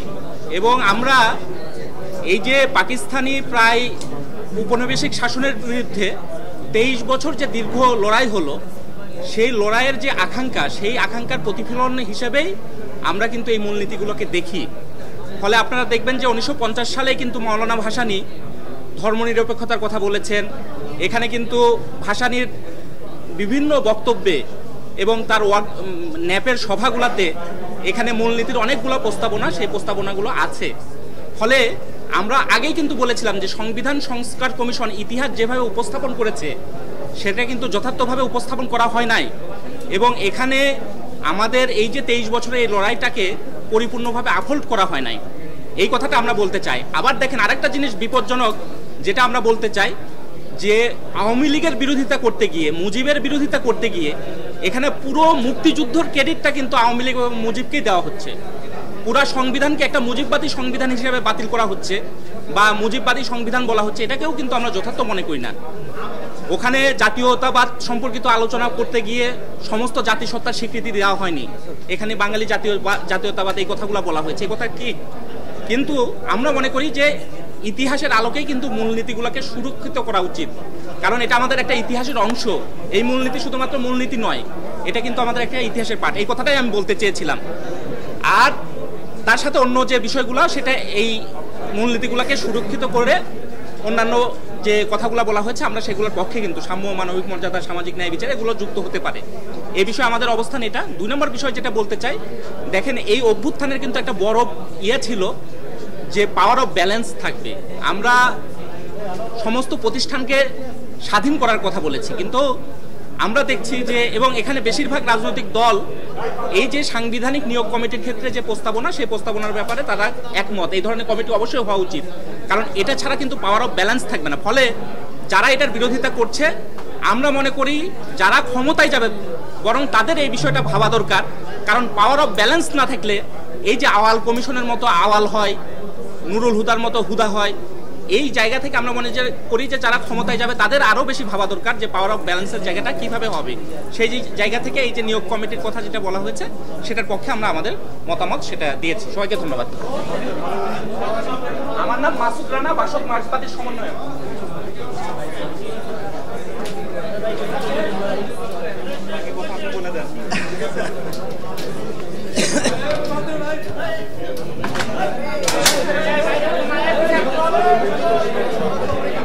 জি, সবাইকে সালাম এবং শুভেচ্ছা। আপনাদেরকে যেটা কেউ বলে না, আমি সেটা বললে কেমন হয়? প্রথম কথা হচ্ছে, আমাদের গণতন্ত্র ব্যাহত হয়েছে কেন? আমাদের সাংবিধানিক যে প্রতিষ্ঠানগুলো আছে এগুলোর নিয়োগটা কেমন হবে? আগের মতো থাকবে না আমরা পরিবর্তন করব? আমাদের অধিকাংশ দলের মতামত ছিল যে আমরা পরিবর্তন করব। আগের মতো যেটা ছিল সেটা হচ্ছে শেখ হাসিনা যাকে চেয়েছেন তাকেই দুদকের চেয়ারম্যান, তাকেই প্রধান নির্বাচন কমিশনার বানানো হয়েছে। সুতরাং পরিবর্তনের পক্ষে দেখা গেছে বেশিরভাগ লোক। এখন পরিবর্তনের ব্যাপারে কারো দ্বিমত নাই, কিন্তু পরিবর্তনের যখনই আমরা নীতি নিয়ে আলোচনা করলাম তখন দেখলাম যে আবার শেখ হাসিনার ফ্যাসিবাদী নীতি কারো কারো পছন্দ, সেটা রেখে দিতে চাচ্ছে। সুতরাং আমরা দেখলাম যে বিএনপি আজকে একটা প্যাকেজ প্রস্তাব করেছিল প্রথমে, যে প্রধানমন্ত্রীর 10 বছর ওনারা মানবেন যদি আমরা এই যে কমিটির বিষয়টাতে আমরা না থাকি। আমরা উল্টা প্রস্তাব দিয়েছিলাম যে আপনারা আমাদের কমিটির এই প্রস্তাবটাকে সমর্থন দেন, যেহেতু অধিকাংশ দল এটা সাপোর্ট করেছে, প্রয়োজনে আমরা প্রধানমন্ত্রীর মেয়াদের বিষয়ে আমরা বিবেচনা করব। কিন্তু দেখা গেল সেটাতে ওনারা আসেন না। যে কোনো আলোচনা আমরা মনে করি যে একটা সমঝোতামূলক আলোচনা ছাড়া ঐক্যমতে পৌঁছানো যাবে না। আজকে আমরা মিটিংয়ের ফাঁকে বিভিন্ন আলাপের চেষ্টা করেছিলাম সেরকম একটা সমঝোতায় পৌঁছার জন্য, কিন্তু সেটা আমরা পারলাম না। এখন কথা হচ্ছে যে আপনি সংস্কারও চাইবেন, পরিবর্তনের কথাও বলবেন, কিন্তু সংস্কার বা পরিবর্তনের আলোচনাগুলোতে যখন আসবেন তখন নানা রকমের বাধা বিপত্তির কথা আসবে। যেমন একটা কথা বারবার আসছে যে নির্বাহী ক্ষমতা প্রধানমন্ত্রীর হ্রাস হচ্ছে কিনা। প্রধানমন্ত্রীর তো দায়িত্ব না, নির্বাচন যিনি করবেন, নির্বাচন আমরা যারা করব, আমরাই যদি প্রধান বিচারপতি একজন নিয়োগ দিই তাহলে তো হবে না।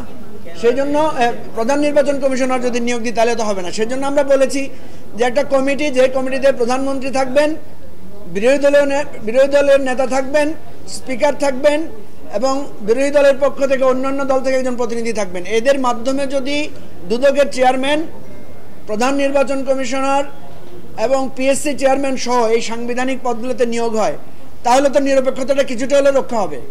সবচেয়ে বড় কথা হচ্ছে, দেখেন আমাদের দেশের মানুষ বহুদিন দেখে না যে প্রধানমন্ত্রী, বিরোধী দলীয় নেতা, অন্যান্যরা এভাবে বসে রাষ্ট্রের একটা গুরুত্বপূর্ণ পদায়ন নিয়ে আলোচনা করছেন। এই দৃশ্যটা দেখলেও তো আমরা একটা নতুন টেস্ট পাবো যে আমাদের দেশে গণতন্ত্রের একটা নতুন ধারা চালু হয়েছে।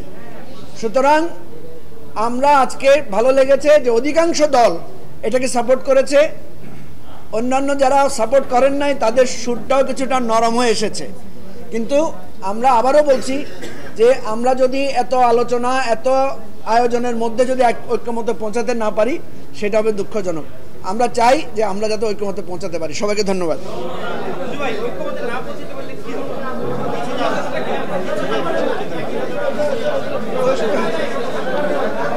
ঐক্যমতে শুনেন,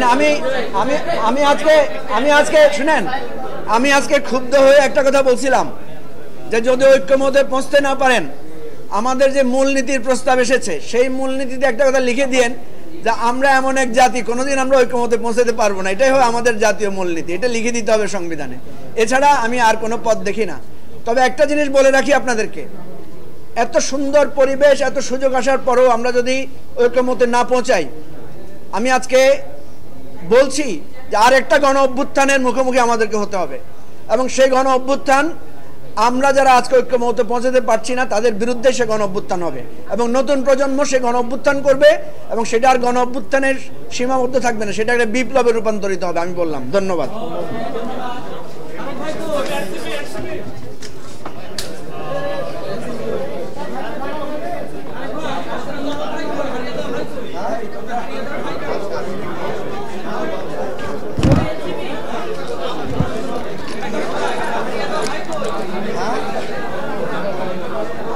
হারিয়ে যাওয়া ভাই আছে?